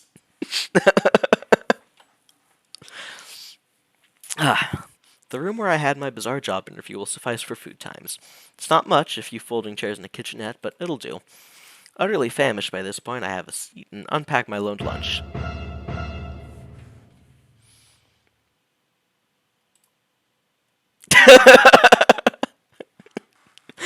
Incoherent screaming, coherent screaming, or await death. I think we're going to go with the incoherent screaming. With my mind and body screaming wildly, my paralyzed form is unable to move from the vision of terror before me. The half-person, half-animal waves their appendage. I am prepared to ship. The half-person, half-animal waves their appendages in front of me, likely closing in for the kill. Hello? Anyone in there? See, nothing to be afraid of. Ah, right. I see. Looks like you've stabilized. I was worried I scared the life right out of you. Hey, so, I'm sorry if I traumatized you. Really? Can we start over, maybe? I nod my head slowly, although that could just be muscle spasms from being in shock. I'm Ashley. And I'm Pucas. I'm also Pinky, the Funplex Flamingo. It's my secret, yet not so secret identity. The what? The Funplex? What now? This is almost too much to take in. Gavin was a bit of a lot, and Naomi was off the scale cheerful. I've met some really intense people so far. Did you sneak into the employee section just to get my autograph? Me? Or no. Oh, I thought you would recognize Pinky from all the signs around the arcade. Pinky is the mascot of the Funplex, after all. Oh, no, that's not what I meant at all. I mean, I work here. You work here? Since when? Today? This morning, to be specific. Oh, awesome! Welcome to the Funplex. I mean, it would have been way cooler if you were just so enamored with the chibi flamingo creature plastered on every wall that you had to know more. Let's see. You could have stealthily maneuvered your way through all the games, sliding right on up to the employees-only door. But how did you get the door code? Ooh. Of course, you would have collected the password on a piece of paper that fell from Gavin's pocket. You searched your heart and decided that 4-digit number had to be the intel you needed. Let's see. Next, you needed to lie in wait for the opportune moment to punch in that secret key code just to find me. It just keeps going and going. Is that how I come across to people, as a creepy trespasser? Ashley's got quite the imagination, alright. Wow, I mean, wow. I'm suitably impressed, albeit slightly terrified. She can just take an idea and run with it. Where she's running with it, I'm not sure even she knows. And how would you have snuck out, I wonder? I could have helped, but for a price. I really get Ashley in a serious way. Ashley finally realizes she's been babbling to herself for a good couple minutes. Oops. Sometimes I get swept up in a good story. I mean, I gotta find some way to make this job more interesting. Is it really that dull here? No, not really. I just crave a different kind of excitement than beeps and boops, screaming children, and broken machines. You aren't really painting the best picture here. Ah, jeez, I don't mean to be a downer. I just want to move up in the world. I've got things to accomplish, dreams to fulfill, cosplay to make. Cosplay? As we should switch topics, it's like she's a completely different person. Ashley's eyes light up and she smiles. Yeah, you know, like dressing up as your favorite video game or TV character. I love it. It's so empowering to be able to make your own costume and wear it proudly. It's even better when people recognize what character you are. Empowering? Really? Granted, she certainly had the power to stop my heart for a few beats. Definitely. You want to try? Got a favorite game character? I can help you make your first cosplay if you want. In fact, I made this one. I think Ashley is pointing to her flamingo costume, but it's a little hard to tell with her hands as feathers. So, Pinky is your creation. Intentionally? Yep, looks pretty good for my first mascot cosplay, doesn't it? I'd probably stitch my hands together. I'm all thumbs when it comes to stuff like that. Literally, if I get enough thread running between them. I'm pretty impressed, though. Naomi was going on about craftsmanship of games. Clearly, you're digging on craftsmanship of costumes. Aw, thanks. It's nice when hard work is appreciated. I wear it around the Funplex to liven up the crowds, get people pumped to play some games, and the kids seem to adore it. Ooh, cosplayer. Yep. Makes sense. Although the arcade's been completely dead so far. No crowds to pump or kids to be adored by. Hey, secret between you and me? Ashley motions for me to come closer. She leans in, glances around the room once, and then talks in a hushed tone. I did some repairs on Pinky overnight. I had to restitch the left arm, and I was giving her an old test drive to make sure it doesn't fall off. Huh. Limbs falling off seems bad. Oh, it was. Yesterday I was dancing with a little girl. Must have been 5-6 years max. Anyway, we were next to Showtime stage when she tugged on my arm and whoosh! Off came the arm. The girl instantly started bawling. Well, at least you are consistently scaring people and it's not just me. Nope. Hey now, I don't want that to happen again. I felt so bad. But enough about me. What about you? So you're Carl's replacement? I guess so. I'm the new floor attendant. I attend to the floor. The floor is the thing I am attending to when I'm not going into cardiac arrest. At least you're funnier than Carl, that's for sure. Can't wait to go home and tell Juniper I do have a sense of humor. She'll be so proud. I assume you've already met Francine, but have you had a chance to meet Gavin and Naomi yet? Well, I just talked to you about Naomi, but yeah. Yeah, I met them already, although it seems like they aren't too keen on each other. Right? Ashley rolls her eyes and lets out a sigh. I really wish they would hurry up and make out already. Yeah, wait. What? Seriously? So, are they going out? Nope. But they always bicker like an old married couple. It's classic anime cliches. The ones who fight always end up together. Mark my words, Pucas. I will kill Gavin first. Consider them marked. Beep beep, Pucas. What's that sound? Drat, I set an alarm for when my lunch break was over. Time to go back to the grindstone. I didn't even get a chance to eat. No! That's no good. Pucas needs his calories. You eat up. I'll go watch the floor. In fact, how about I take over the ticket desk for the next shift? You can do my job and wander the floor a bit. Fair enough. Thanks. Ashley winks before her face disappears into the dark recesses of that inhuman mask. As I'm wolfing down rice in the shape of a little heart. Wow. It occurs to me I didn't actually ponder my first impressions of Ashley yet. Let's see. Pretty amazing, like her enthusiasm about art. A lot going on in that head of hers, I just don't understand it at all. Ashley is a total cutie. I'm all aboard the Pinky train. Choo-choo. Nah. Look. Nothing against Ashley. I like her. But she ain't Naomi.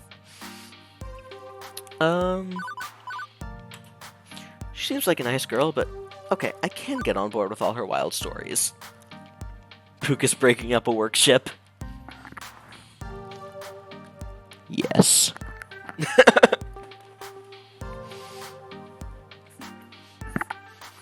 I will tear down the ship of Gavin and Naomi, and I will replace all of the boards with the new ship of me and Naomi, and people will ponder if it is the same ship or not, even though that doesn't really work in this metaphor because I have clearly changed it.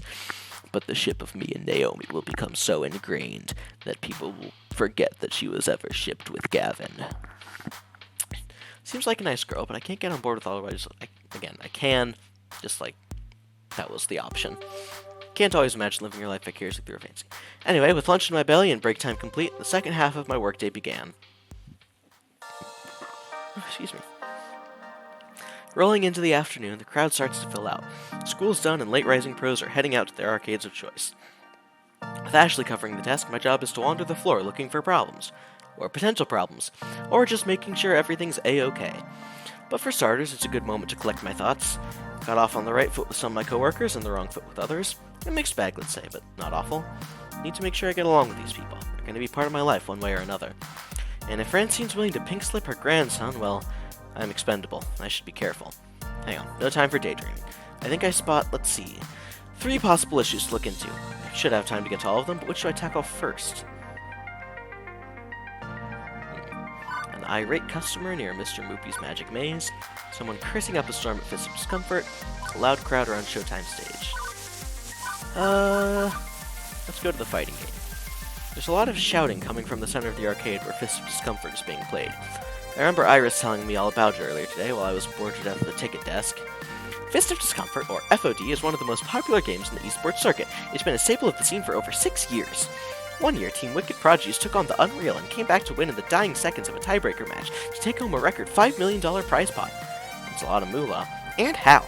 Okay, so how does it work? It's a hybrid of a real-time strategy and button-match brawling. Fight your way down the top and bottom lanes, clearing waves of ninja to finally topple the enemy dojo. But that's the action part. The strategy part involves using special abilities, purchased item, and ninja summons.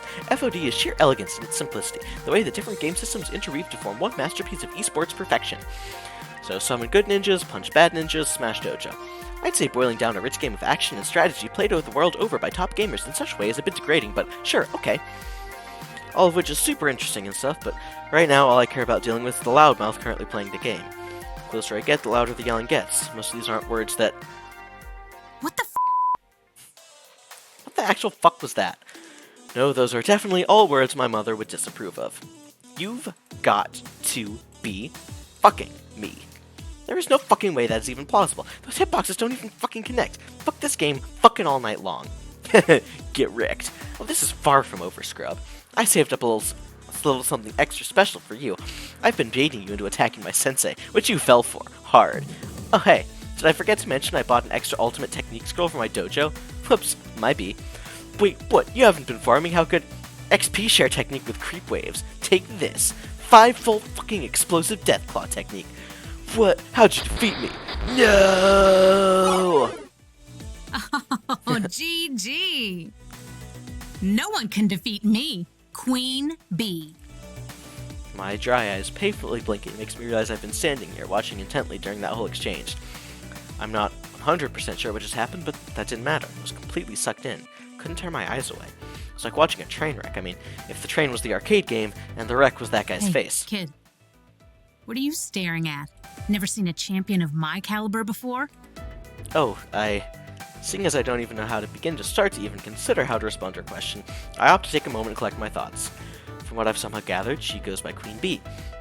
The jacket she's wearing identifies her as a member of L7 Gaming, an arcade esports team, and she's the most direct, fierce person I've met all day. Saying a lot considering who I've run into so far. She'd be fun to hang around, no doubt. Why so rude though? What a sore winner. Talk about a dominating personality. I feel the urge to kneel and submit. Feel free to do with that audio what you will. That level of excitement always gushing out, I can only imagine how much enjoyment she gets out of life. What can I say? People love winning, and it seems like she wins a lot. At least between bursts of, what did Iris call it? Saltiness? Hey, don't just stand there all weird and quiet like. It's creepy. She snaps her fingers to grab my attention. So, are you gonna f***ing quarter up or not? Think you can best the hottest rising star of L7? I'm back! Ah! You've come back at a fun time, TJ. From what I've seen, I know I couldn't best a scrub, let alone a professionally competitive player of this game. Nope, no thank you. Plus, I'm not sure I'm allowed to play games while I'm working. You? You work here?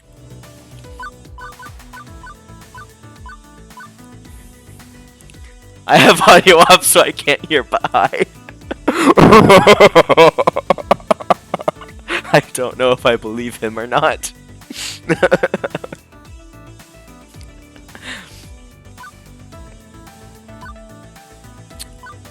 I'm actually pretending to work here. Shh.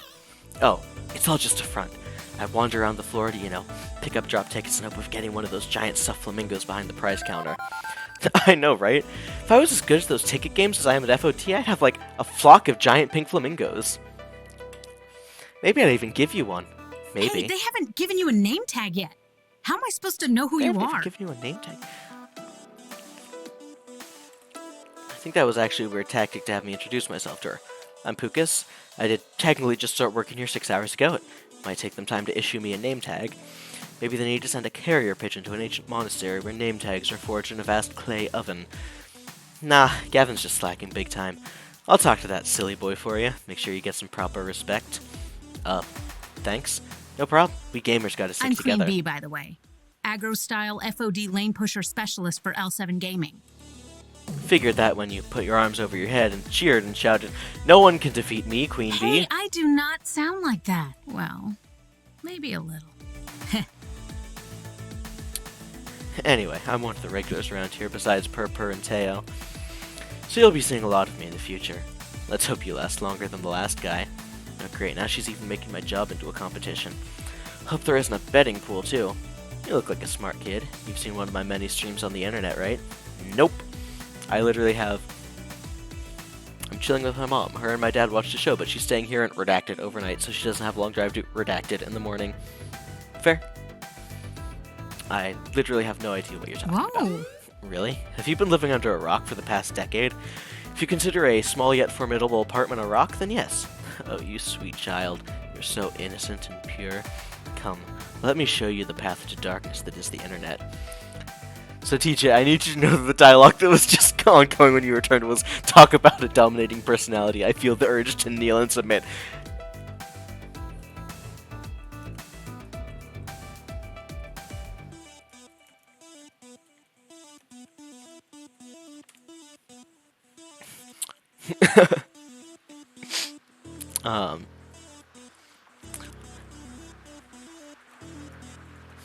But part of this game now involves me voicing a Dommy mommy.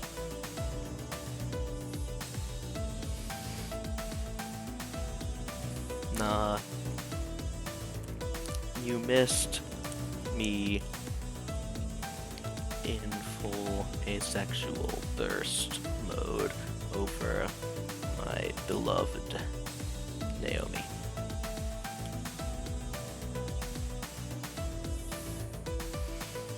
Queen Bee does not compare. Come, let me show you the path to the darkness that is the internet. Just tell your mom to follow and join in on the fun. Well, it is part of my job to know all about the games here, and if Queen Bee is going to give me some insight on the culture around this game, I should take advantage of that. Lead me further in the dark abyss, my mistress. Yeah. Oh yeah. Queen Bee grabs my arm and pulls me closer to the Fist of Discomfort cabinet. No way she has ever heard of a Twitch. And upon further inspection, I see the whole haphazard pile of tech she's rigged up. You can't just plug one of these cabs into the internet, so I use a number of clip-on webcams and mics and stuff. That webcam, though, it broadcasts my own personal PC back home, which then streams matches live to all of my fans. The chat room appears on my phone. Costs a bit to put everything all together, and it takes like half an hour to rig up and test each morning, but after doing this here for a couple of years, it's easy peasy. Aside from Naomi grinding her teeth at my clip-on cameras damaging the paint job, I mean. Anyway, I prefer to stream from the Funplex than from home. There's so much to miss out on by sitting by your lonesome with the console version of FOD. The crowds, the wicked trash talk, the community. Well, wait, are you broadcasting live right now? Are we live right now? Nope. No way. Fuck no. That was part of my warm-up matches. I've got a pretty big tournament coming up, so I try to get as much practice in as possible. Even if it is with a bunch of fodder. As in, FOD-der. As in, you know, chum, lunch meat, scrubs, losers. I got the idea, yes? Well, it's good to know we're not live on the internet right now. That would be crazy if we were live on the internet right now. Queen Bee sees something out of the corner of her eye and glances around the arcade floor. She gives a nod to someone hanging out near the Street Fighter cabinet. Ah, my crew's starting to trickle in. We should be starting team practice soon. Wait, what time is it? At the Dome, the time will be 2:25 p.m. Eastern. Beep beep. Beep beep. What the? Fuck, I gotta go live in 5 minutes. Listen, kid, it's been swell. We'll chat later, right? Sure, one thing, can you keep the swearing down at least a little? We've got kids around here, and I don't want you to get in trouble with Gavin. Him? Meh. But for you, I'll keep it to a PG-13 rating. Now, if you'll excuse me, there are some butts out there that I need to Later. kick. Later. And with a wave and a twirl, she completely abandons me and returns to her Fist of Discomfort game. Queen Bee fires up her broadcast rig, and then the shouting and milder swearing start up again. I should probably get out of here before I accidentally end up on the stream. Again, me on stream? Recipe for disaster. Passion seems to run deep in this arcade. Everybody's spirit burning with passion for, well, various things, but hey, passion's passion. She seems to like me, which will make my job easier in the long run. There's a huge FOD community in this arcade, despite being a tiny strip mall joint. Good to know. Let's see what to handle next. Pucas Lickens would never be on stream. Never.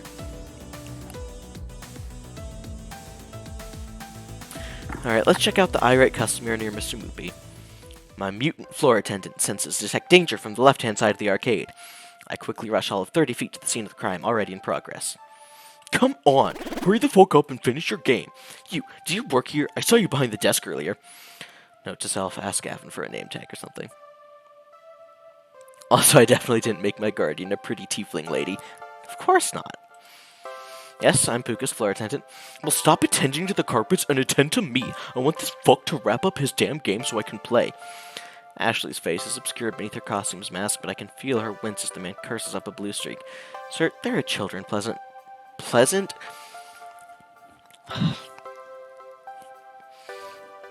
If we weren't probably close to ending stream, I would straight up do some vocal warm-ups right now. Sir, there are children present. Please keep the swearing to a minimum. You kick this fat piece of shit off this game, and I'll sing Mary Had a Little Lamb all you want. Figuring out how to hear the fat piece of shit's side of the story before rushing to a judgment, I tap the player on the shoulder. And he doesn't even notice my tapping.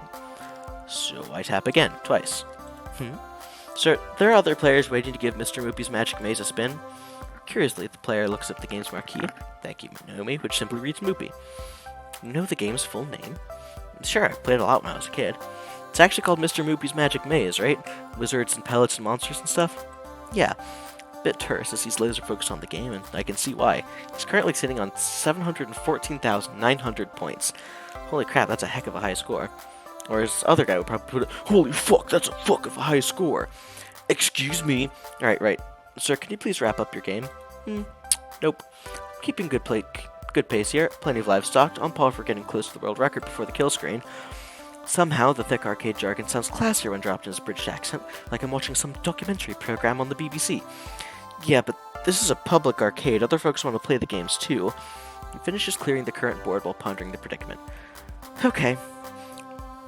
At first, I think he's stepping away to end his game, but he's letting his stock of 50 extra dudes slowly deplete as he pulls out his wallet. Without pause, he pulls out $3,000 in cash and holds it out. Will this cover it? For a moment, I flash back to that movie where some dude pays another dude to sleep with his wife, and they roll around in bed covered in money, and, can you romance the ginger in the Bane jacket? He's option. For a moment, I flash back to that movie and, cover what, exactly? The cost of the game itself. I've never seen this much raw cash in one place at any given time. It's not even in 20s, dude's rolling in Benjamins. One moment, please. On it. Fortunately, Iris already has my messenger app open for me, with Gavin's contact info preloaded. With trembling fingers, I key in, customer wants to buy Moopy for $3K. What do? In less than a minute, I have my response. Considering we paid $200 for it, plus parts, yes. Absolutely yes. Sell that relic immediately. Well, okay then. Although, how's Naomi going to react to this? Offloading one of her darlings just because Gavin wants to make a 15-fold profit? Also feels kind of weird to be taking advantage of this guy's lack of grasp on the real cost of old arcade machines. I knew all this workplace drama was going to catch up to me at some point, but with this rando breathing down my neck, I gotta make a decision.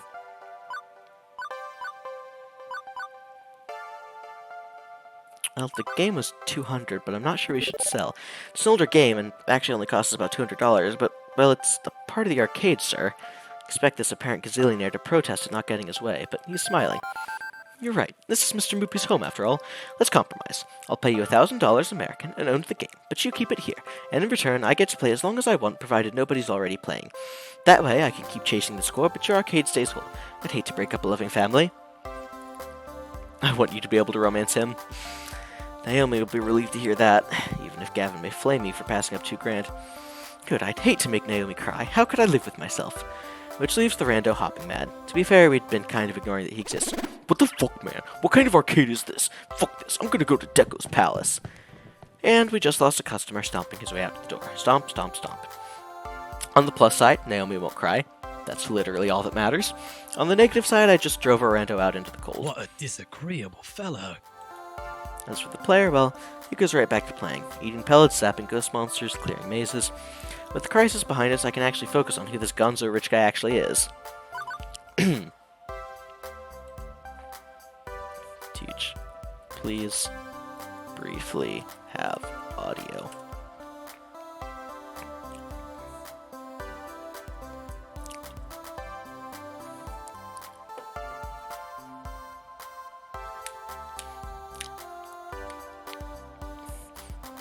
Probably not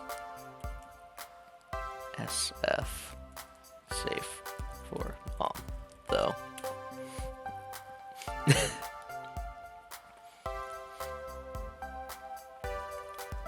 We'll see if Teach wants this guy as a romance option, I just want him to hear the flirty first. We have audio. Seems to care more about than just his game. Or splashing around the cash, aren't we, Mr. Moneybags? Or oomph, digging that dad bod. Okay, that's all you needed audio for, Teach. Take it from someone wallowing around at the lower tax brackets. The rich can do whatever they want, whenever they want. And yet, that's not what this guy did. He could have, but he let us keep the game. He just wanted to play, that's all. And why? Because of Naomi, because of the Funplex. It's a home and a family, for the games and for us. Excellent, Mr. Lickens. Maybe it's for the best I sent that rando out the door in favor of this guy. So, you know Naomi? He's happy to talk, even while playing. I'm a Funplex regular. My name's Percy. I'd hazard you're our new floor attendant? I was here when Francine seated you behind the desk earlier. That's me, Pucas Lickens, Arcade Wrangler. Well then, it's a pleasure to make your acquaintance, and I look forward to getting to know you better. So, you've seriously just been playing Moopy all day, What huh? can I say? It's my calling. I actually owned a Moopy cabinet once. Had it in my flat. But playing it by myself, all alone in the dark, it's not the same. I need the atmosphere. The beeps and the boops. He's British. Yes, he is in fact British. No, those you eventually learn to filter out. I mean, everything. The games, the lights, the kids, the feeling of being in an arcade. I score my best when I'm in real-world conditions. It's all about the emotions, the laughter and the tears, the excitement of competition. I need that swirling chaos of human emotions around me to play at my finest. Mm-hmm. Naomi gets that. She keeps me in top condition for the day I eventually land my high score. What's the current world record then? About 3.5 million. This guy's been standing here since I was working on the morning shift. Hours and hours, and he's still only about 720,000 into his game. Can't imagine him being in anything but top health condition to try this. Guy's gotta have legs made out of carbon fiber and a bladder of tungsten. I just let a few extra lives drain out whenever I need to go pee. Also, he may be psychic. Oh yeah, it's gamer time. Feel like I should let him get back to his game, but burning questions. They burn like fire. How is he gonna afford this game? So, you get your moopy dipped in gold? If it was me tossing around green like that, I'd have my game coated in solid gold and encrusted with diamonds. Amusing, but gold's a bit heavy, isn't it? Break through the floor. But, you know, it'd be shiny, right? Right? Don't think so. Certainly, but I don't throw around money to impress people. Wouldn't want to make my game that ostentatious. It's a bit much, yes? Money removes obstacles. Nothing more, nothing less. It's a tool like any other. I do day trading. Stocks and bonds, it's really nothing interesting, I'm afraid. It's really nothing interesting, I'm afraid. I'm care more from Moopy as a whole. Right. It's getting more and more distracted by the game. I should leave him be. Have to do a thing about a thing. Be seeing you, Miss Silicons. Yet another weird encounter in a string of weird encounters. By the end, he sounded more like the high-score junkies you hear about in documentaries. Obsessed, driven, kinda strange. That's not the impression I had from the beginning. He smiled when talking about not splitting up the arcade. There's something more going on here, but, hell, he's a Funplex regular. There will be plenty of time to learn more later. I've got work to do. Let's see what to handle next. In the distance, I see a number of people gathering, which is surprising since the first half of my shift was complete and utter solitude.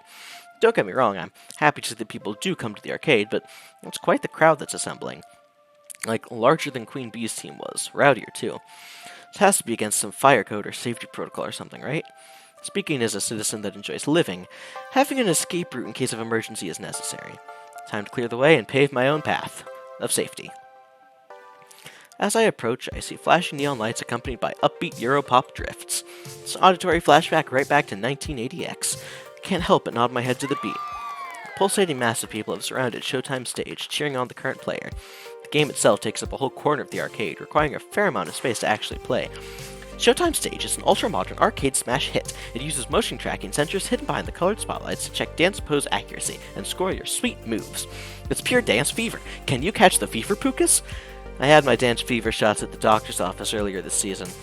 As the dance ends, one of the player hops down from the stage immediately starts talking to a young man leaning up against the back wall. Did you see that, Teo? I got my first AA on Stop the Beat. Hell yeah! Yeah, I did. You're doing great. Remember last month you couldn't even pass that song. Totes impressive. I'm gonna keep practicing, and one day maybe even surpass you. Hey, I hope you do. And when you do, you can be the one who brings in new dancers and teaches them how to play. As the next song starts, my eyes shift from their conversation to observe the gyrations and intricate limb movements coming from Showtime Stage. Feel my head bobbing and my foot tapping. Hey, it's a really catchy song, can you blame me? I'm getting really into it when I feel a hand on my shoulder. Care to dance? How about you? Want to take the spotlight? Dance with a hottie like you? Absolutely. Sure, I can learn as I go. Let's dance. Back when I was stomping around on dance mat games as a kid, they had arrows. Not sure I'd even know how to play this one, but it has caught my curiosity. From the previous observed conversation, this guy seems to know the ins and outs of this weird dancing game and is keen to teach. Before I commit to getting down with my bad self, I think I should know a little more about exactly what that entails. Plus, I'm used to playing these games solo, less chance of stomping on someone else's foot that way. Tis a valid point. However, how could I resist to ask a guy such as yourself? You caught my eye the moment you walked over. Wait. You're new here, right? Yes, Name's very. Mateo, but everyone here just calls me Teo. Teo's the best! Greatest guy in here! He's sort of like our leader, yeah? Please, I'm nothing really. He looks directly into my eyes. Nothing as special as you. Ooh. I just like to show newbies the ropes and teach them how to play. Our community is small, but we're all super close. I think you'd be a perfect addition to our gang. So, what do you say? Play our silly dancing game? Teo outstretches his arm to me, waiting for my hand to grab his. Politely decline. The offer is hard to refuse. Dance games are fun, you know? But he wants to rail you, dude. But I can't imagine being up there dancing in front of a huge crowd asexually, of course. Maybe after I've played Showtime Stage multiple times. Alone. Possibly in the dark. I'll give it a try after I sort out the basic steps. Maybe you can teach me how this thing works? I'd enjoy that. I've taught many lead-footed newbies to become master movers and shakers. No time for lessons, unfortunately. I'm on the clock right now. I'm the new floor attendant, Pucas. Really? I haven't seen you around here at all. What happened to the other guy? He was actually pretty good at Showtime Stage now that I think about it. He's out, I'm in. It's currently year 0 of the floor attendant Pucas regime.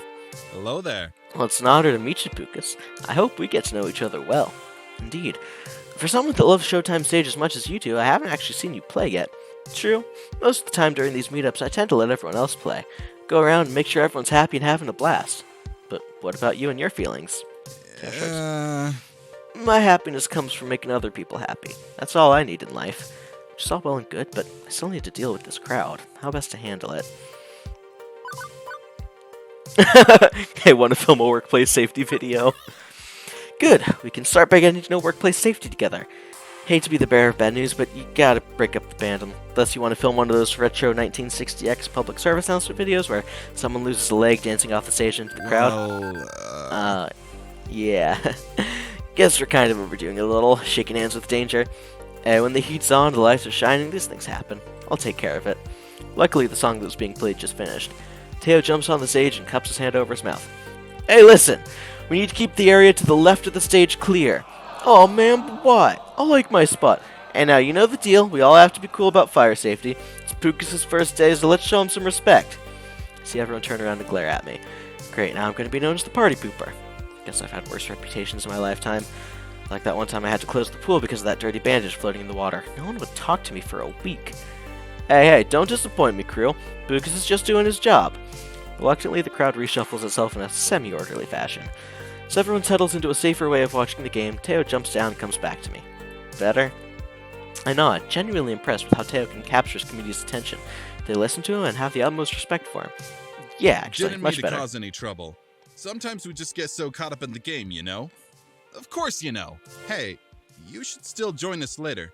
Maybe when your shift's over. We'll Teo all is be a here bro. dancing Teo until is a closing bro. time. As long as that dancing is within the law, carry on. Officer Pucas has spoken. Start to walk away, ready for my next venture, when I remember something I should do. Turn back to Teo. Hey, No problem. thanks. Well, I feel nice and accomplished. I was able to uphold the safety of the arcade and make a new friend. Say that's pretty good for my first day. Even Gavin's got to be impressed, right? With that business sorted out, it's time to leave Showtime Stage. The arcade is now at peace. My work here is done. Well, actually, we're a few hours from closing time, so my work here isn't quite done, but, you know. So at peace, in fact, that I didn't even notice the underboss of the arcade sliding on Good up behind day. me. Not a bad first day so far. I've been keeping tabs on you, well. Others have been, and they've been texting me. You know, you should consider getting a proper group chat app going. I've got a crappy phone plan. My texts aren't free. Valid point. I'll look into that. Impressive. I'm impressed with how you handle yourself. I think you're going to work out just fine. One, maybe 2 questions. What's your question, Obsidian? Anyway, I've prepared your paperwork. If you'd like to go sign it and make this working relationship a bit more above board. Yeah. So you're staying? Please tell me you're staying. I mean, I fed you and everything. Francine hasn't fired him yet, right? An adorable nightmare joins the impromptu staff gathering. Ooh. Pucas is off to a great start. Here's to your first day, followed by many more. Don't you two have jobs to attend to? Just ordered a replacement power supply for Robotron. Nothing left to do for the day. Not many kids around for me to entertain. Finally, a quiet moment. My dream job has been going a mile a minute since I got here. Is it my dream job? I told Francine I was looking for hope. I've been so used to life dumping all over me that I've come to expect the worst generally. And yet, I can't say the Funplex has dumped on me. It's been hectic at times, a little too much, but not really in a bad way. I'm starting to get along with my coworkers. I'm helping people with their problems. Maybe I'm finding the hope I was looking for after all. how late you play, and if the answer is late, do you plan to post the VOD for this soon? 1. How late do I play? Not much later. Probably... I will probably finish as soon as I finish this day of work, which I think will be soon. And as for the VOD, probably pretty soon. Maybe not tonight, but we'll see. I've only got a few hours till closing, and it's nice and quiet. How about we game a bit? Speak for yourself, I've still got paperwork to handle. Oh, come on, don't act like you don't game. Irrelevant. I know your dirty little secret. What? Naomi. You sneak in each morning to play pinball. You're a pinball wizard. Ah, well, what of it? I bring order to chaos. Pinball is the very expression of that art form. You know what we should do? Impromptu pinball tourney. Girls are giggling, and I'm finding myself smiling right alongside them. All in all, not a bad way to end my first day.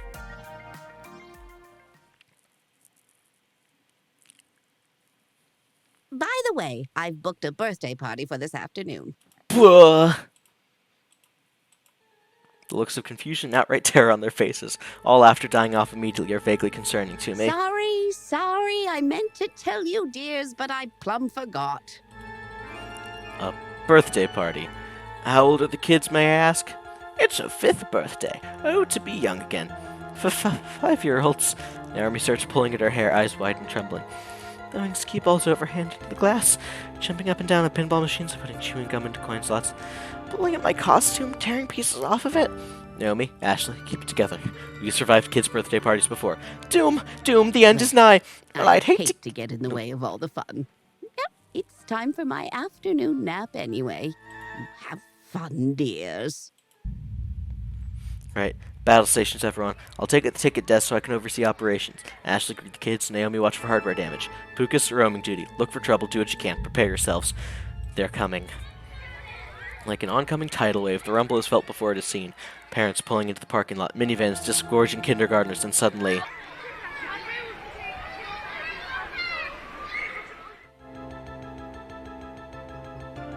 Is that Night on Bald Mountain? An explosion of small humans rushes the doors, bursting into the arcade before scattering every which way. Even before any of them get tokens, they're grabbing at joysticks, mashing buttons, eager to get their game on or even just pretend to be playing. The crew assumes battle stations. Naomi by the fragile pinball machines. Ashley near the door, trying to distract the incoming kids to greet them. Gavin, armed with pre-stacked $10 rolls of tokens, quickly exchanges them with adults, Beats waiting in line at the change machines. As for the pro gamers, well, Queen Bee and Teo's friends bolt for the exit, abandoning them, keen on getting out ahead of the surge of kiddies, I guess. It's all well and good, but I've got no idea where I'm supposed to be. Roaming duty, Gavin said. Look for trouble, Gavin said. I mean, I was doing that before, but now the chaos is multiplied. For a few minutes, I'm like a pinball being bounced around, or like that frog trying to cross a highway of traffic. Eventually, I spot 3 possible problems on the rise, and Pucas, professional floor attendant, is ready to attend to them. Which of these should I tackle first, though? I may not be able to deal with all of them in time.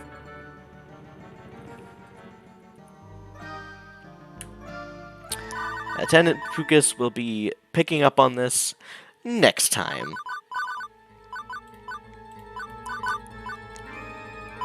Because otherwise this would go a bit too long, I think. So, this is about how it feels when the kids start filing in for after school time. Oh, I can imagine. Alright, well, thank you everyone for coming by today. I hope you are just as excited about this new series as I am. Let's see, next stream, I have no idea. It's the holiday week. So, the normal schedule will basically not exist for the next week. So, if you want to know when we're going live, when we're doing anything, you can follow the channel if you haven't already, and I'm sure there will be discussion of what's going on in our Discord, which you can join at the link in the chat.